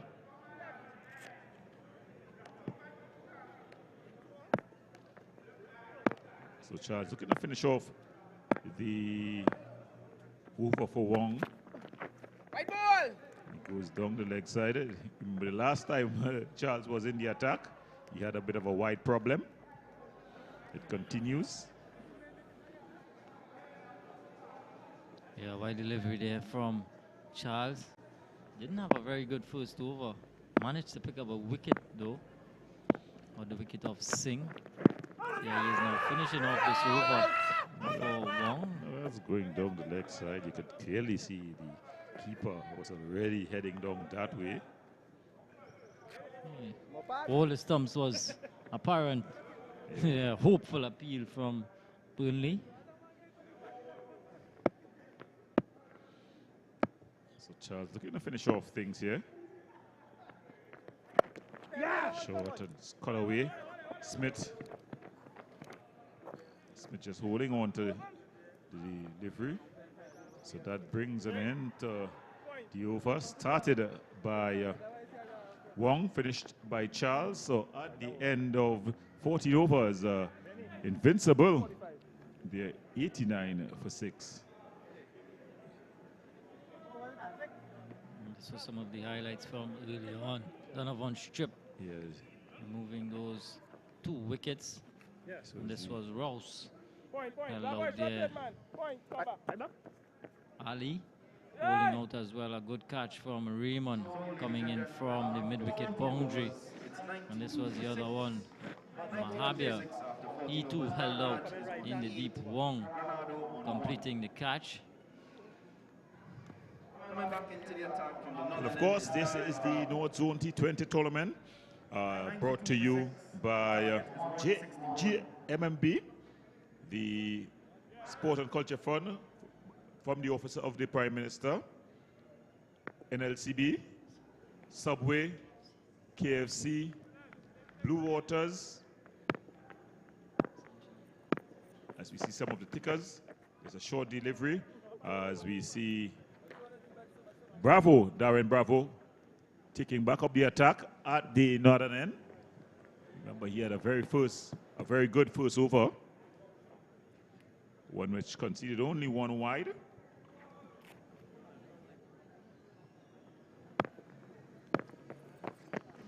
over for a bit of a shorter run. We also got Angostura, Arm and Hammer, Black and White Whiskey, Blue Waters, Church's Chicken, Diquez, Domino Pizza, Hardco, Hennessy, Milo. Yes, so we invite all of the fans. Come every day. We have something for you.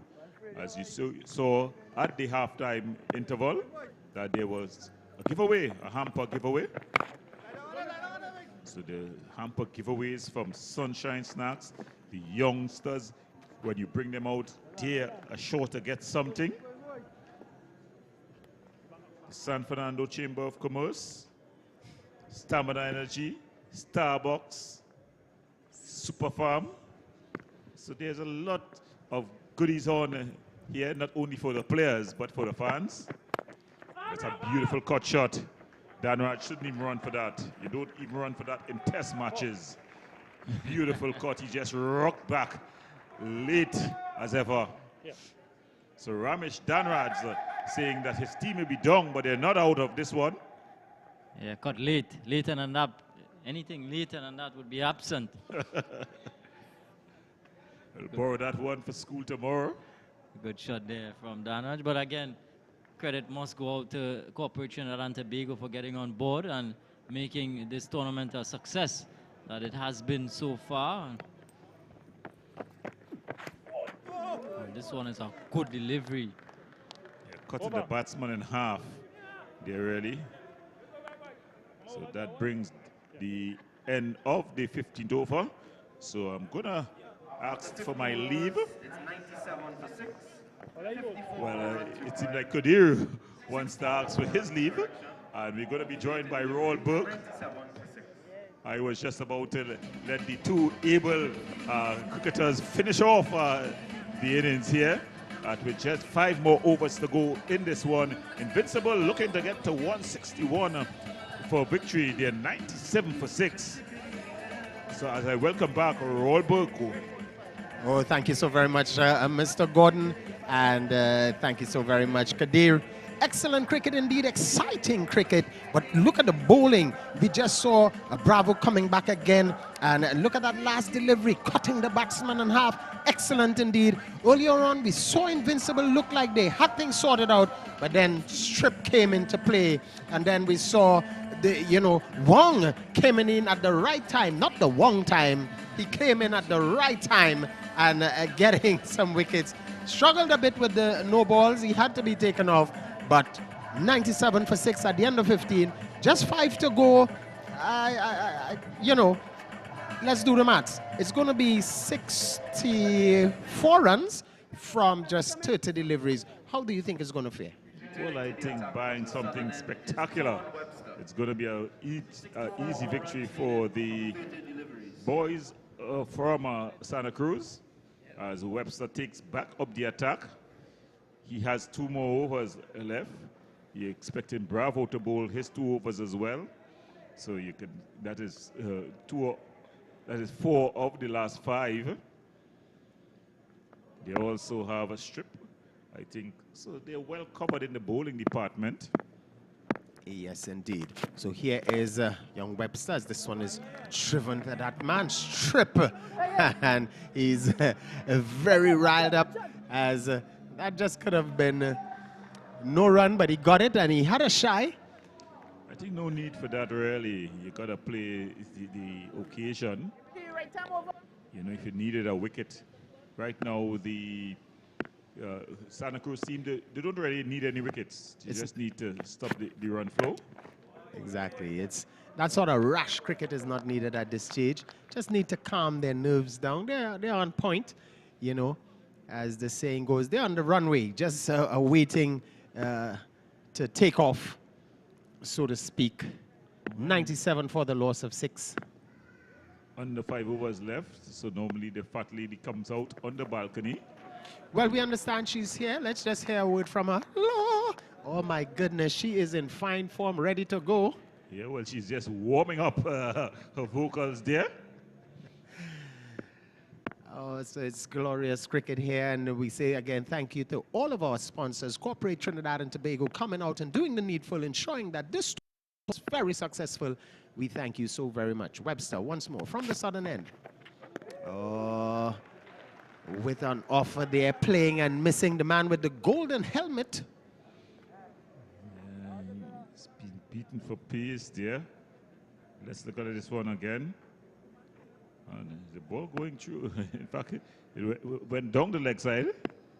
But the batter had given himself some room. Yeah, that's the man, Granado. This Up in the air. one. And it's an easy cordon bowl. So Danraj there, that's Ramesh Danraj going easily there. A bit of a surrender, if ever there was one.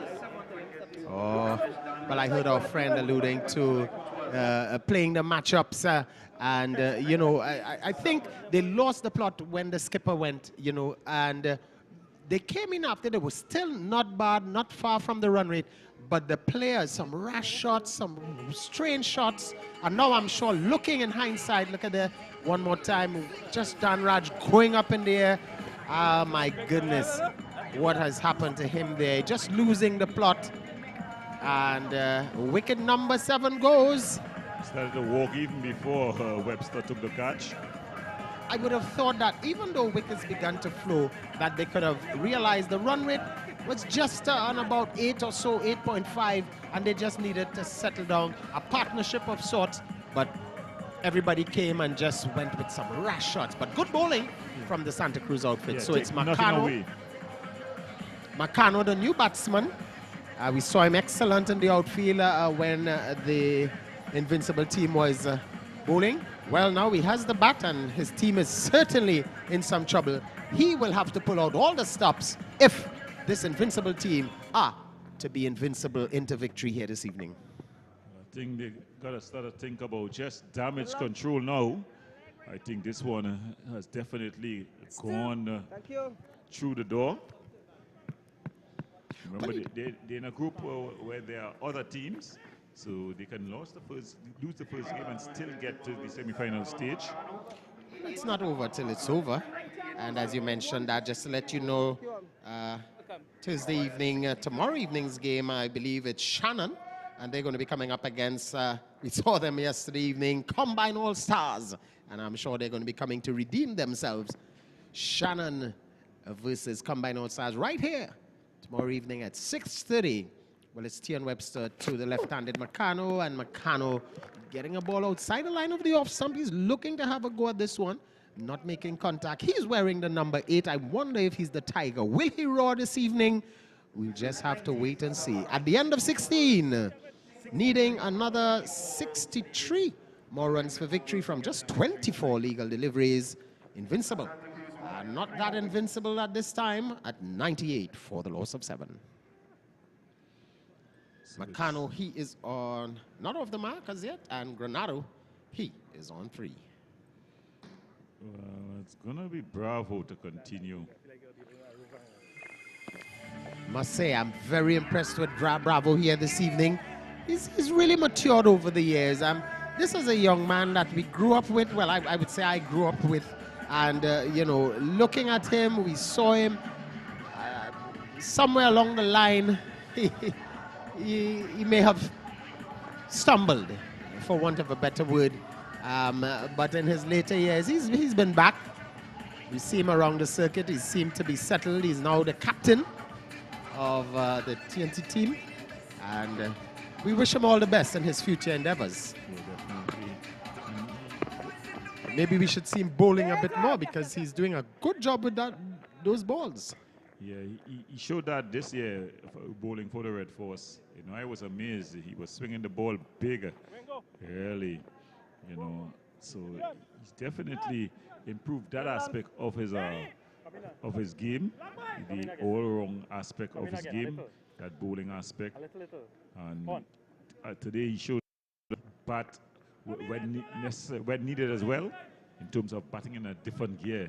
He doesn't always have to get going slam bam, thank you madam, and that's also very important for youngsters watching the T20 format, that you don't need to go from the word go, and you can also get runs playing normal cricketing shots. Well, you know, he has that experience from the longer version of the game, as this one to the left-handed Makano. Again, Makano is not off the markers yet. He's just flashing at this, looking like a brush-cutting man. He's flashing those Shandaiwa outside the line of the off-stump there. But yes, you know, Bravo having the experience of the longer version showed tonight. Experience is the greatest teacher. As we see, Makano just flashing and missing. Bravo just losing his run-up. Well, no, he was ready to bowl, the batter wasn't ready. He's bowling off for two steps, and he's bowled him there. Well, I wonder if the batter was ready at this time, but he didn't move away. So that's comprehensively bowled by Bravo. And he's upset. Yes, he seems as if he was rushed. Yeah. But, you know, what in those cases, for those of you looking at the game, he's supposed to move away. In this case, he didn't, and he was comprehensively bowled. Neck and crop. Well, as you can hear, the ducklings, they're just waiting on their gander to come home because Makano, he went for a duck, and he's going to have to get back into the dugout, as here we see it one more time. Excellent bowling. This is very good bowling there from Dwayne. Sending him on his way. With a signal too. Look at the signal. Yes. Darren. A bit of byplay. That one keep it a bit low as well. Well, it would really be lovely to see him in the other games coming up. Red Force T20 Cup. And if we would see him with the ball. Well, it's going to be Jerome Simpson here. He's coming way down the order here. I'll have to go on Facebook and message him tonight, telling him he's batting at number 9 here. Well, you know, number 10. Number 10 rather. Miguel, the captain, at the toss he was very confident. Let's see this delivery. Bravo, short delivery. Oh, just out of the reach of a diving keeper. And Simpson seemed to be rushed there. Bravo with the short ball. Did it come off the bat? Seems to have the complete package. And Santa Cruz tonight, he had a rough evening. Yeah, he would need to, you know, go back to the drawing board. Some of the basics, he would need to regroup and come again, so to speak. But Santa Cruz, the beginning, you know, you would have thought that 160 competitive total, a paltry total, but they are doing an excellent job to defend this here. This one is just evading the keeper and going all the way for 4. A fine edge. Faint, yes, faint edge. And Bravo is probably saying, oh my goodness, keeper, you could have put in the dive. Well, I think he was more thinking that the ball was true. Any later than that edge, would have been absent to borrow a line from Kadir. Oh, my goodness. 104 for 8. Invincible, losing the plot. Started okay. They were rotating the strike. We saw Danraj, we saw Ali earlier on. And then they came with some really poor shots. Poor cricketing shots playing across the line. And now, Invincible really, really in some trouble. No! And Over. the over comes to a close. So at the end of 17, just 3 overs to go. Invincible 104 for the loss of 8. The pair of Simpson, he's on 1, and Granado, he is on 8. Well, we may see Tian Webster coming from the southern end. He'll be bowling his 4th and final over. And yeah, it's going to be curtains for this Invincible team. But good showing here from Santa Cruz. Bravo keeping his focus, settling things, not coming on rash, rotating his bowling nicely. We saw Douglas and Strip coming in a pair of excellent overs and really doing the damage in the middle innings. Excellent indeed from Santa Cruz. Yeah, team well skippered by Darren Bravo tonight. He started with the bat. he continued in the field as well as with the ball. So it was some excellent work. And they're just looking to close off this one here. Remember, it's a bit of a two groups round robin, so you want to make sure that you get your run rate. So if you can close it off, you want to close it off. You don't want to allow the tail of the Invincible team to bat and get runs that will affect your run rate. So they will want to close off things pretty quickly here. Certainly indeed. So another 55, 56, 57 runs needed from just 17 legal deliveries. Webster, shorter delivery. And they're just going through the motion now. What I'm seeing though, for Simpson here, it's the most amount of short balls I've seen all evening. So it seems like he has a problem with the short bowling, because I've not seen any batter have to face this amount of balls passing or just about chest high. Yes, Webster really giving him the treatment. Another one outside the line of the off stump.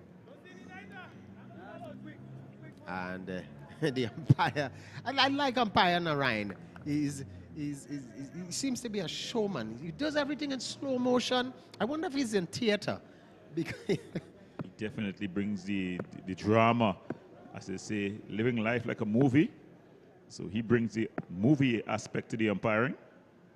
I'm sure we're going to have a chat when Shahrukh Khan comes back to TNT. He said, have a look at Avinash Narayan. Here's Webster. Short. And Simpson. Getting. Granado is saying 2. But director on the stump. Maybe that's the one of the favorite things the keeper did all night. Finally hitting the stump from just a nonchalant throw. 105 for the loss of 8, and this game is just going down. It's a quiet. Yeah, it's meandering really. Yes. Close here. But remember to join us tomorrow here for at the same time 6:30 p.m. The Diego Martin Sporting Complex as the action continues. It's Shannon up against combined All-Stars. Webster again to Granado. And just getting that one. Easy single. And they would think, as you were mentioning, you know, they don't want that run rate to be affected. They need to just, you know, rally on, get things out of the way pretty quickly, you know, get those overs out of the way. If they continue to get runs, it continues to affect the Santa Cruz run rate. They should be just looking to close things off.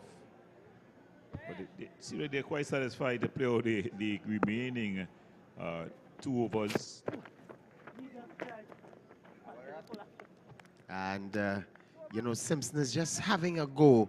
He's not even in line with that ball, as if he's not even seeing. That ball was so far away from the bat. Just swinging. So at the end of 18, Invincible, 106 for 8, needing another 55 runs of victory of just 12 deliveries. And I'm seeing Santa Cruz already beginning to congratulate one another. But it's not over till it's over. It's cricket, a glorious game of uncertainties. Well, 12 sixes at 36, and they need more than that. So I don't think it's possible, barring no balls, a barrage of no balls and free hits.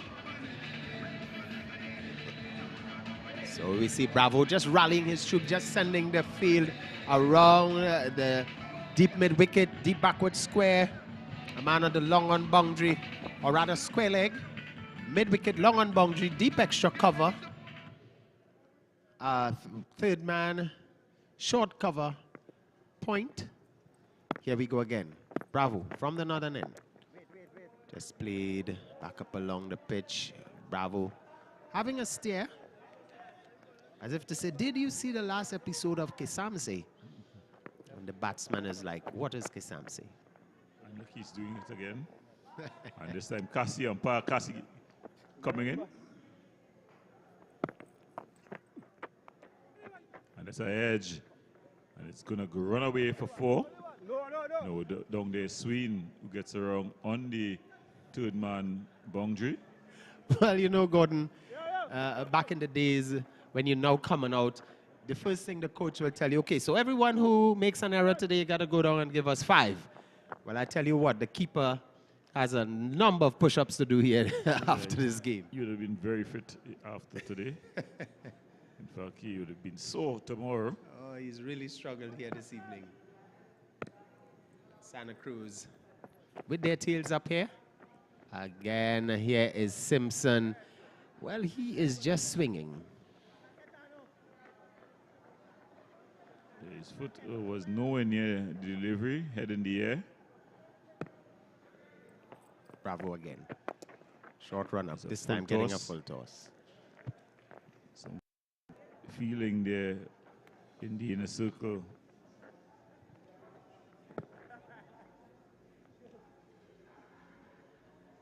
So 107, and Bravo is doing all types of antics. Not out. All types of antics. He's walking around as if it's a globe-trotting Bravo here this evening. He's doing all types of antics to throw off the batsman. He's bowling from 2 deliveries, 2 steps, sorry. He did a 360 just now. Even I was confused. He walked around, spin around as if he was dancing to a pal Joey Lewis, and then he delivered the ball. Very interesting. Check that. Oh my goodness, what is that? What is that? Darren, this is serious cricket. Oh yeah. Son. Oh my goodness. Can you do that, Mr. Pierre? I don't know if that's legal, but it was accepted. And well, Strip, who really started the destruction for Santa Cruz. What better way than to finish things off? Donovan Strip. Yes, I like this young guy. He's a very businesslike in his approach. Yeah. You know, discipline, not very vociferous. Even when he gets his wicket, the most he can do is just direct the batsman off the field. Very good, very good. I like this young man. You know, for those youths looking on, have a look at this young man. He's very disciplined. Discipline is the key to life in many aspects, not just, you know, in work and sport, but in personal life, social life. This one, high. Webster runs and takes the catch. No real celebration. So Strip gets his 3rd wicket. And Strip continues to just strip away at the Invincible team. And sooner or later, they would have nothing left. As here we see him again. Good delivery, just lying on about the off stump. Excellent, this young man. Very good. Santa Cruz coming up and showing, keeping calm, showing their temperament. And looks like they're going to get the better of Invincible. Yes, the new batter who's coming out there, it's Suraj Danraj. So he's coming out here to join Granado. Now, you were talking about discipline, and I went to get the score sheet and the watchwords on the logo for the Santa Cruz Sports Association is discipline brings success. So, Donovan Strip, proving that discipline brings success. Oh, certainly indeed. You know, the young ones out there, you see what's happening around Trinidad and Tobago, where it seems now as if the youths cannot even reason anymore. Well, sport is an easy avenue where you can just apply that discipline. Here he is showing the full face, the new batsman, Danraj. And then you can take that discipline into every other aspect of your life. Yes, so Strip here looking to finish things off. He's been excellent for his team. And Danraj able to get off the mark here. This is very good. Santa Cruz, first game for this North Zone T20 Championships 2023, put on here by Trinidad and Tobago Cricket Board. Excellent indeed. What a way to start their venture into this year's tournament. Well, the defending champions trained down the gauntlet. The two teams have already showed that they can score and score lots of runs. That was the police team. Yeah, they scored quickly.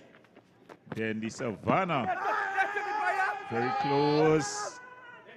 Umpire Narayan unmoved. I also like how he's so nimble, this guy, Strip. Big guy, but he is very fit, very nimble. Like that about him. Young guy is wearing a famous number 23. And that one just pushed out into the offside. Alvin Smith doing the fielding, throwing it to his skipper. And celebrations have started because it's the penultimate ball just been bowled there, and Strip just getting 2 runs thus far. 110 for the loss of Invincible. Going down to the Santa Cruz outfit. And are you a football man? You said you're a football. So were you a Manchester United fan, Manchester fan today? I was surprised. Normally, I support local football, but I was having Real Madrid to get past Man City today. 4-0. Wow. Yeah, 4-0. You got to really. Well, that's the victory here for the Santa Cruz Sports Association. They get victory by some 50 runs as they wrap things up here. It was a beautiful victory led by that man, Darren Bravo. So we have some of the highlights. And let's take you through the highlights now, as there was some wonderful strokes there earlier on. Handsome cover drive there. We saw the pair of Ali and Danraj early on. And this was Charles coming and getting his man. Just playing across the line on that occasion. And this one handsomely driven out to cover. So Samir Ali, he was looking like a man on a mission. And had he stayed there, definitely it may have been a horse of a different color. Yeah, Arno chasing all the way to the boundary. He had some fortune as well. That one going for 4 byes. Yes, indeed, the wicketkeeper having a challenging time, but then came that man Strip, and he just started the destruction of the Invincible team. Oh, look at this one, just playing. Maraj there, that one keeping a bit low. And Strip breaking that partnership. Yeah, Strip again, and on that occasion, that was Ali. Ali playing across the line. This one, Rouse came in and coming outside the off stump, flicking this one playing straight. Yeah, a few lusty blows, but then finding the hands of Bravo there. Bravo knew how important it was there to get rid of that man at that time. And then we saw a rare blemish on the card of Tion Webster there. But Douglas, he stayed and he persevered, and Raymond picking up that catch. Douglas getting his first wicket finally after a couple drops in the outfield, and he continued to shine. As this one, another catch indeed. Yeah, he followed it up there, Douglas, with another wicket in the over. It was Wong in the right place. Then Wong bowling there. This one going into the night sky. Webster got on it, and he was able to take the catch. Bravo bowling Makano there. And he was sent away by Bravo. This was a fine edge that ran all the way to the boundary. A right smile from Bravo and then strip again. This one was Simpson high into the air and the safe hands of Webster claiming that catch.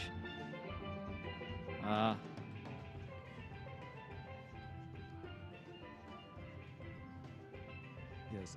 In the end, it was the Santa Cruz team getting the better of Invincible. They won by 50 runs. Invincible 110 for 9. Of course, this tournament brought to you by the North Zone Cricket Council here. So the North Zone T20 tournament, Santa Cruz winning by 50 runs against Invincible. So it was a very interesting game here, Kadir. Yeah, definitely an interesting game. Santa Cruz batted first, got to 160. Well played to Darren Bravo with his 66. And in the end, it proved to be enough. Invincible were just able to muster up 110 for 9. So that meant that the Santa Cruz outfit won by 50 runs. So they get off to a winning start in the tournament in Group 2 of the North Zone T20. And there was action, more action. Well, they're getting ready for the presentation of the man of the match. Guess who's the man of the match?